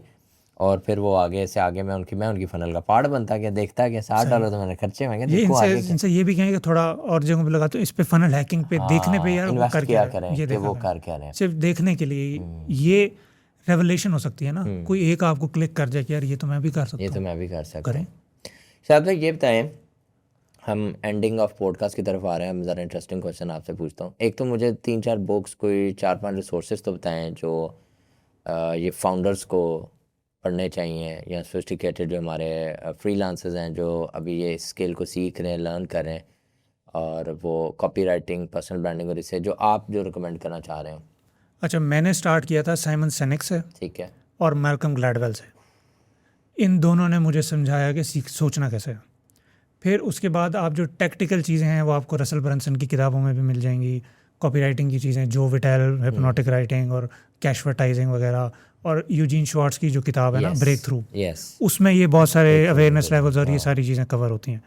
फिर एट द सेम टाइम हॉर्मोजी की किताबों में भी टेक्निकल चीज़ें आपको बहुत मिलेंगी, लेकिन मेरा ये मानना है कि टेक्निकल चीज़ें ना आपको घूम फिर के कहीं ना कहीं से मिल जाती हैं। असल है वो बंदा जो ये सब कर रहा है, वो बंदे को बनाने वाली जो किताबें हैं ना वो ज़्यादा ज़रूरी हैं। Think and grow rich type की, ये साइमन सेनेक और मैल्कम ग्लैडवेल की सेपियंस, या वो लोगों को समझाएं ये चीज़ें, वो 42 रूल्स ऑफ पावर, ये वाली किताबें पढ़ें, ख़तरनाक बने, शार्क बने। फिर ये जो चीज़ें हैं ये आप लोगों से भी करा लेंगे, कोई मसला नहीं। इंटरेस्टिंग। अब ये जो इन्फो की दुनिया, हमारी इन्फो प्रोडक्ट्स हैं, बहुत सारे लोग हैं पाकिस्तान के अंदर जो कोर्सेज, कोचिंग, वो मुझे खुद लोग कह रहे थे साथ भी आपका, मैंने तो लिख के लगा दिया, नहीं है भाई मेरा कोई माफ़ी दे दो, कि कहते हैं आप कोचिंग करा दें। मैंने कहा जो पेड कोचिंग इस टाइम मार्केट में करा रहे हैं उनसे सीख लिया तुम लोगों ने, जो मेरे से एक और नया वो मैंने कहा मुझे लगता है पाकिस्तानी ऑडियंस में इस टाइम पता कैसे चल रही है, एक पहले ली वनीला आइसक्रीम, फिर ली चॉकलेट आइसक्रीम, अब कह रहे हैं टूटी फ्रूटी आया, ये भी पेट खराब हो गया, पेट खराब होना कर। सर आपने मीम देखी है, साइकिल बंदा चला रहा है और आगे व्हील में डंडा लगा और फिर गालियां दे रहे ये। तो मुझे ये बताएं, आप क्योंकि काफ़ी अरसे से ये करा रहे हैं सारा कोचिंग भी, लर्निंग भी, किस तरह देख रहे हैं आप ये मार्केट किस साइड पे शिफ्ट कर रही है? सर मैथ मार्केट की तो हालत ख़राब है, मैथ मार्केट की बहुत हालत ख़राब है। इनको माइंडसेट के मसले हैं, इनको सर सॉरी दिल टूटता है जब ये बात होती है ना। इनका क्या होगा, बच्चों का क्या होगा, ये इनके माइंडसेट कैसे हैं, ये किन चक्रों में लगे हुए हैं। और जो थोड़ा सोफिस्टिकेटेड बंदा ज़ाहिर है उसको तो सेंस होती है, but overall I guess coaching में ओवरऑल मतलब इन्फो में यही कुछ ही होता है। ये पहले आपसे कहेंगे कोर्स लॉन्च करो, फिर आप ही को गालियाँ देंगे। ये भी बड़ी इनका मुंह पे कहते हैं नहीं करूँगा तुम्हारे स्कैम में नहीं होगा। ये भी गेम है सर इनकी। But at the same time मैं अभी ना सर पिछले 2021 से कर रहा हूँ। 2021 में मैंने अपना फ्रंट बैक एंड ऑफर जो थी 6 फिगर कॉपी राइटर वो लॉन्च की थी, क्योंकि मुझे उस टाइम बंदे नहीं मिलते थे। फिर मुझे था मैं लॉन्च करूँगा, मुझे पैसे भी मिलेंगे, मुझे टीम भी मिलेगी, मुझे इज्जत भी मिलेगी। अब सब ये कैसे हुआ, ये जो भी मैं आपके साथ भी इवन बैठा हूँ, तो ये अल्लाह का करम है अव्वल तो। फिर ये भी है कि अल्लाह ने कहा कि बेटा बच्चे ये काम करो, अपना ऑफ़र जहन में अल्लाह अच्छी आइडियाज़, आप अच्छे आइडियाज़ अल्लाह की तरफ से, बुरे आइडियाज़ इंसान के अपने फतूर और शैतान की सारी फिल्म होती है। खैर, तो इस सब के बाद मुझे चूँकि टीम भी चाहिए होती थी, लोग भी चाहते, तो मैंने ये लॉन्च किया। अब मैस मार्केट का जो बच्चा है उसको तो ये भी नहीं पता होता क्लिक कहाँ करना है। 100%। वो आपको कहता है कि मेरी रोटी भी बना के दो, मुझे खिलाओ भी, फिर मतलब वो सब आपसे चाहेगा, 2500 रुपये देगा आपको। साफ़ी। और इसमें ये भी है कि एक तो इन्फो मार्केटिंग वाली इन्फो जो नीश है पाकिस्तान में, ये इतनी सोफिस्टिकेटेड तरह से आई भी नहीं। मैच्योर की है अमेजोन वाली जो हमारा वो आया था स्टिंट, उसमें थोड़ी ऑडियंस मैच्योर हुई है, जैसे के करके आप कुछ ना कुछ बना लेकिन जो अभी नई ऑडियंस आ रही है, जहाँ अनवेयर लोग भी होते हैं, उनका तो सर मैस मार्क। अभी आप अभी मेरे साथ रोड पे बाहर चलें, किसी एक बंदे को रोक के पूछें हाँ जी क्या है, वो बंदा आपके जहन में आ रहा है वो किस तरह का हो सकता है पोटेंशली। मैस मार्केट हमारी अनफॉर्चुनेटली ऐसी है कि वो उल्टी साइड पे रिक्शा चला के आएगा, सब उल्टा सीधा करेगा, गाली भी देगा, बदतमीज़ी भी करेगा, बदमाशी भी करेगा। इन लोगों से खड़े होकर डट के लड़ना है आपने, अपनी ऑनलाइन दुनिया में भी, लाइव दुनिया में भी। और फॉर दैट रीज़न थोड़ी मार्केट ट्रिकी है पाकिस्तान में, but at the same time sir बड़े ख़ानदानी, बड़े अच्छे लोग भी हैं। हाँ, वो फॉर श्योर। इतने अच्छे हमारे स्टूडेंट्स हैं, हमारी टीम है, सब बहुत अच्छे, इज़्ज़त करते हैं, अच्छा काम करते हैं, चीज़ों पे फोकस करते हैं, दिल को खुशी होती है। यहीं से ही हैं, इन्हीं लोगों में से हैं, हम भी इन्हीं लोगों में से ही हैं। वो एक अलग बात है कि नीचे कोई ना कोई कमेंट आया होगा मेरे पे भी गाली का। और अब मैं इसकी आपको 2 मिसालें देता हूँ। अभी उस दिन एक साहब ने मुझे बहुत शदीद गालियाँ दी, पहले कमेंट्स में दी, मैंने उसका कमेंट डिलीट किया कि भाई क्यों मैं हेट आपकी, क्यों मैं फजूल अपनी एनर्जी ड्रेन करूँ।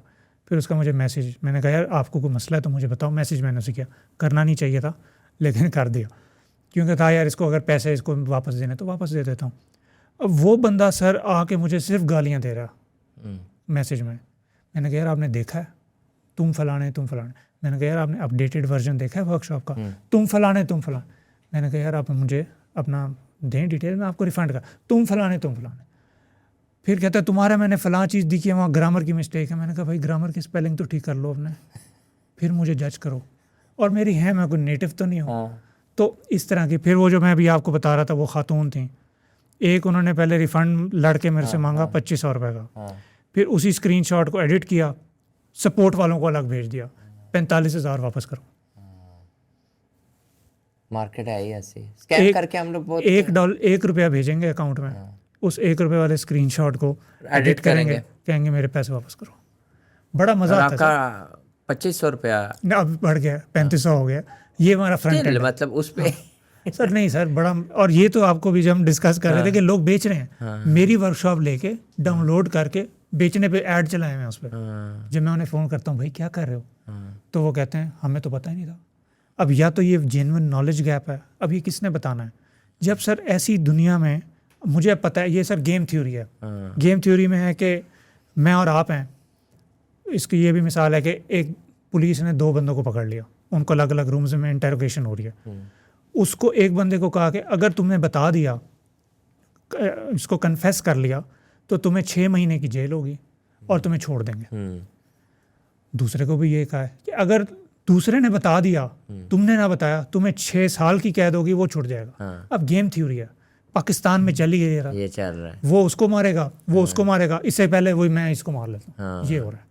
जब आप ऐसी माशरे में बड़े होते हैं ना, जहाँ पे मार कुटाई हो रही है, वैसे हम बचपन में खेलते थे कैदी मार कुटाई। जब ऐसे माशरे में आप बड़े होते हैं ना, जहाँ मार कुटाई है, तो वहाँ पे फिर आप मार कुटाई करते हैं। इससे पहले कि ये मुझे आंखें दिखाए, मैं आंखें भी दिखाऊंगा, गाली भी दूंगा, मैं ऊपर आ जाऊंगा। इससे पहले कि ये कहे कि तुम्हारी ग्रामर खराब है, मैं इसको कह देता हूँ तुम्हारी ग्रामर। अच्छा, मैंने एक और चीज़ नोट किया, पाकिस्तान में ना एक लो इंटेलेक्ट मार्केट है, एक मिड इंटेलेक्ट मार्केट है, एक हाई इंटेलेक्ट मार्केट है। मैंने तो ये देखा है, इवन जो मैंने ये कम्युनिटी वगैरह बनाई, तो जब मैंने स्टार्ट की तो अब टिकटॉक वाले ना मुझे पकड़ लें। टिकटॉक पे मैंने दानिश यूबर अपनी लगाई, उस पर वो गालियाँ पड़ी आपकी सोच है। लोगों ने यहाँ तक आके कहा, अभी परसों की किसी वीडियो में ना किसी ने मेरे नीचे कमेंट किया, मेरा एक आधा आता है कोई ना हेट कमेंट, इतनी बड़ी कम्युनिटी भी नहीं मेरी, तो एक आधा आके कहता है ये अपना कोर्स बेच रहा है, मंजन बेच रहा है। मैंने उससे कहा तू मेरा कोर्स बता। मैं उसके पीछे पड़ गया, मैंने उसको सर्च किया, उस बंदे का मैंने इंस्टा निकाला। मैंने कहा तुम मुझे कोर्स बताओगे वरना पब्लिकली माफ़ी मांगोगे। उस बंदे ने मेरे से माफ़ी मांगी उधर ग्रुप में, कहता सर मैं उधर नहीं, आप डिलीट कर दें। मैं कहा वो नहीं डिलीट होगा, जब तक तुम माफ़ी मांगो मैं तुम्हें रोज़ करूँ। तो मेरी टीम मुझे कहती सर आप हेट कमेंट्स को ना जवाब दिया करो। मैं कहा मुझे तो मज़ा ही इधर आता है, मेरी तो मैं तो आया इन लोगों के लिए। अभी थोड़ा थोड़ा आ रहा है आपको, अभी ना बाद में नहीं आता ना ये। सर मैं आपको इसकी मिसाल दूँ, हमारी जो भी कंपनी में सपोर्ट में लोग आते हैं ना, वो सबसे ज़्यादा जो बर्नआउट होता है, मैं नहीं बर्नआउट इतना होता जितना हमारा सपोर्ट वाला होता है। सर लोग इंसान को इंसान नहीं समझते, ये 100 है, पैसा देख के उनको लगता है कुछ और है बस। अच्छा मैंने ये चीज़ आपसे बस पूछनी है कि टिकटॉक, यूट्यूब, लिंक्डइन, फेसबुक और इंस्टाग्राम, आपको लगता है पाकिस्तान की पर्टिकुलरली बात करूं कि इनकी ऑडियंसेस डिफरेंट है? जी बिल्कुल बिल्कुल डिफरेंट है। यूट्यूब पे अच्छी ऑडियंस है, वो लोग हैं जो बात सुनते हैं, ठहराव रखते हैं, बात समझना चाहते हैं, इम्प्लीमेंट करना चाहते हैं, सीखना चाहते हैं। टिकटॉक पे तो है ना भाई, क्या बात है, हाँ नज़ारा ही नज़ारा। ठीक है, इंस्टाग्राम पे भी अच्छी ऑडियंस है। जेन जो नई जेन है, ये उधर नहीं है, अल्फा और अल्फा, ये उधर स्कीबिडी टॉयलेट कर रहे हैं सारे बैठ के। अच्छा जी, फेसबुक पे बूमर्स भी बहुत ज़्यादा होते हैं। ये वो जी देखो कुत्ता जो है ये जिम कर रहा है, वाह कि जी ये देखो टोयोटा के डाले पे मिस्टुबिशी का डाला जा लेके, वाह ये अब फेसबुक पे आ गया। लेकिन फेसबुक पे भी सही ऑडियंस है रिलेटिवली हो जाती है। और इसके अलावा लिंक्डइन पे एआई कमेंटर आ गए, क्योंकि साहिबान ने अपने बंदे बिठा दिए वीएस, अब एआई कमेंट कर रहे हैं एक दूसरे को। जी मैं तो बड़ा फ्रस्ट्रेट हुआ था पिछले दिनों, पाकिस्तानी लिंक्डइन पे यही चल रहा है। फिर हम ऐसी पोस्ट करते हैं कि जो बाकी बंदे हैं सही वाले वो आ जाएं, तो वो फिर वायरल भी जाती है, एग्रेसिव भी होती है, यूनिक भी स्टैंस होता है उसमें। तो ऑडियंसेस डिफरेंट हैं। आप अगर कुछ ऐसा कर रहे हैं कि जो वैल्यूएबल है, जो आप चाहते हैं कि बड़े सेलेक्ट फ्यू लोग देखें, तो वो यूट्यूब पे जाएगा। अगर आप चाहते हैं कि थोड़ा ज़रा जल्दी ग्रो करना है, नज़रों में आना है, Instagram is a good idea. अगर आपने मैस मार्केट में जाना है कि कोई भी बंदा कहीं भी रोक ले आपको कभी, तो TikTok is a good idea. Facebook इन सब का एक सेंटर पॉइंट पे है। हाँ, वहाँ पे वैल्यू वाली वीडियो ऐसा नहीं चलती। चलते आपने ये नहीं सोचा कि मैं गोरों के लिए यही अपने कोहॉर्ट्स वगैरह लॉन्च करूँ? हाय, क्या क्या सोचा सर मैंने इतना सोचा कि अब मैं ना सर 2 बिजनेस साथ कर रहा हूँ, लैपटॉप लिविंग और एजेंसी। तो ये जो एक बैलेंसिंग एक्ट है ना, इसकी वजह से मैं अभी तक तो फंसा रहा हूँ। लेकिन अल्हम्दुलिल्लाह में रास्ते हमारे अल्लाह ने हमारे लिए ओपन कर दिए हैं। मैंने अल्लाह से दुआ की थी कि मेरी आंखों से पर्दे अल्लाह हटा दें और मुझे सब समझा दें, अल्हम्दुलिल्लाह। तो वो मुझे होता हुआ नज़र आ रहा है। Only a matter of time है। अब थोड़ी पेशेंस की गेम है और only a matter of time की गेम है, क्योंकि ये बड़ा ज़रूरी है मेरे ख्याल में। जैसा कि आपके साथ आज गुफ्तगू हुई है, आपको यूएस मार्केट और ख़ास तौर पे ये गल्फ मार्केट को कैप्चर करना चाहिए। इसके अमेरिका जाएंगे सर सीधे। नहीं, अमेरिका तो American market is the best market ever, God bless America. अगर मुझे कोई मेरे पे फतवा लगाए तो आई एम सॉरी, ऐसी बात है नहीं है फतवे वाली। मैं एक वैसे बात करता होता हूँ यहाँ लोगों को अक्सर के वो क्या नाम था उसका, वो गरीबों वाला बॉय हमारा शायद अनवर, वो कहता था ये अल्लाह की ज़मीन है। तो शुरू में मैं भी कहता क्या क्रिंज इंसान है ये वो। फिर ना मैं ऐसे कहता हाँ इस पे तो मैं यकीन रखता हूँ कि वो भाई दे आर डिफरेंट, समझ रहे, ये हमें जो वर्जन सिखाया गया, सुनाया गया, बताया गया, वो बहुत डिफरेंट है। बिल्कुल। मैं तो हमेशा एस्टॉनिश होता हूँ इनसे। मेरा एक क्लाइंट है, उसको 50 अवार्ड्स मिले हुए हैं। पता नहीं मिशेल, वो जो डेटोना वाली जो होती है वो गाड़ियों की रेस, उस रेस में वो जो 48 घंटे की रेस उसका वो शेफ था और टीम, बड़ा ख़तरनाक आदमी। वो मेरे से ऐसे बात कर रहा है और एज में भी 70 साल 80 साल का था। इतना अच्छा तमीज़ से दोस्तों की तरह। यहाँ 70-80 साल का बंदा कैसे बात करता है? अव्वल तो सही है। तो ये बड़ा वहाँ पे बड़े अच्छे लोग हैं। 100% आपकी बात है। अब वो एलन की जो कम्युनिटी है नथिंग हेल्ड बैक वाली, वो बड़ा अच्छा चीज़ है। वो आपका अभी तक ट्रिप लगा है यूएस का? नहीं। आपने अपनी ज़िंदगी का ना मकसद ना लेना कि यूएस जाना है। मैं अपने घर वालों को कहता मुझे अमेरिका बुला रहा है, मैं जा रहा हूँ, मुझे अमेरिका।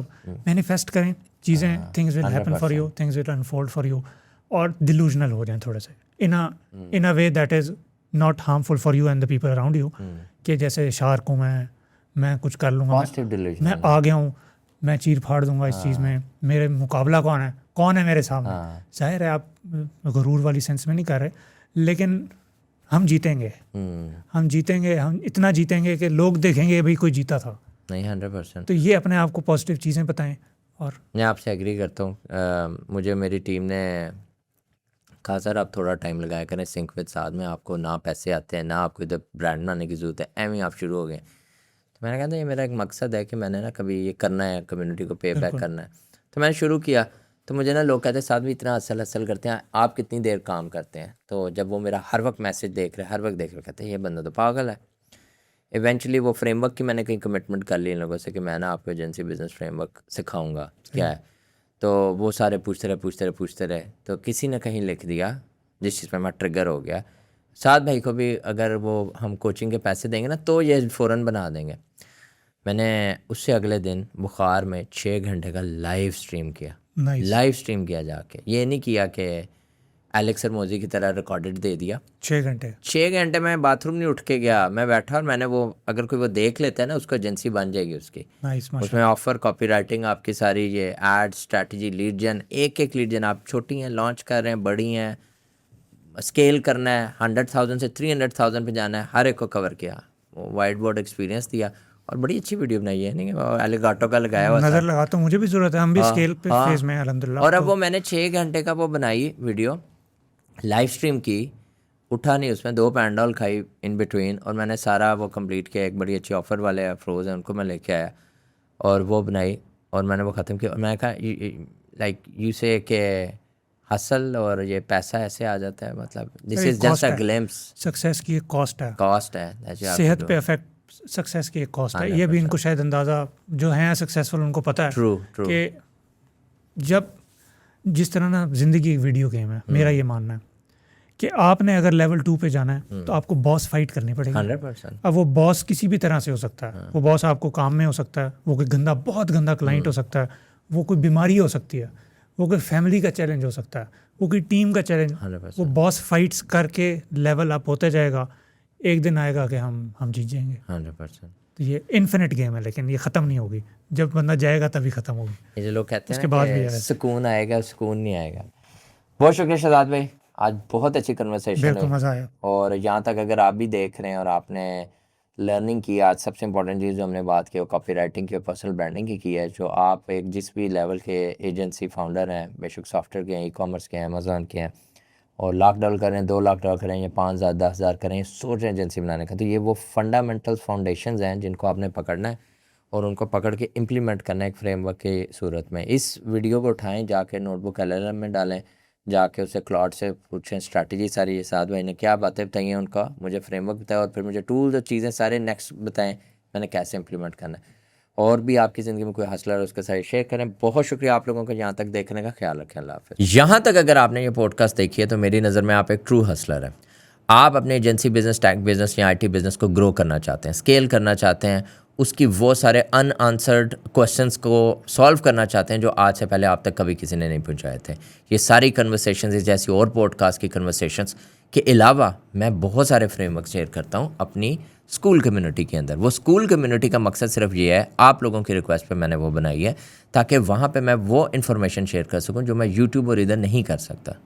इसके अलावा मैं आपसे रिक्वेस्ट करूंगा कि आप इस चैनल को सब्सक्राइब कर लें ताकि मज़ीद आपको अपडेट्स आते रहें। फेसबुक, इंस्टाग्राम को करें और स्कूल कम्युनिटी में ज्वाइन करें और वहाँ पे जाके मेरे साथ कन्वर्सेशन करें। मिलते हैं अगली पॉडकास्ट में।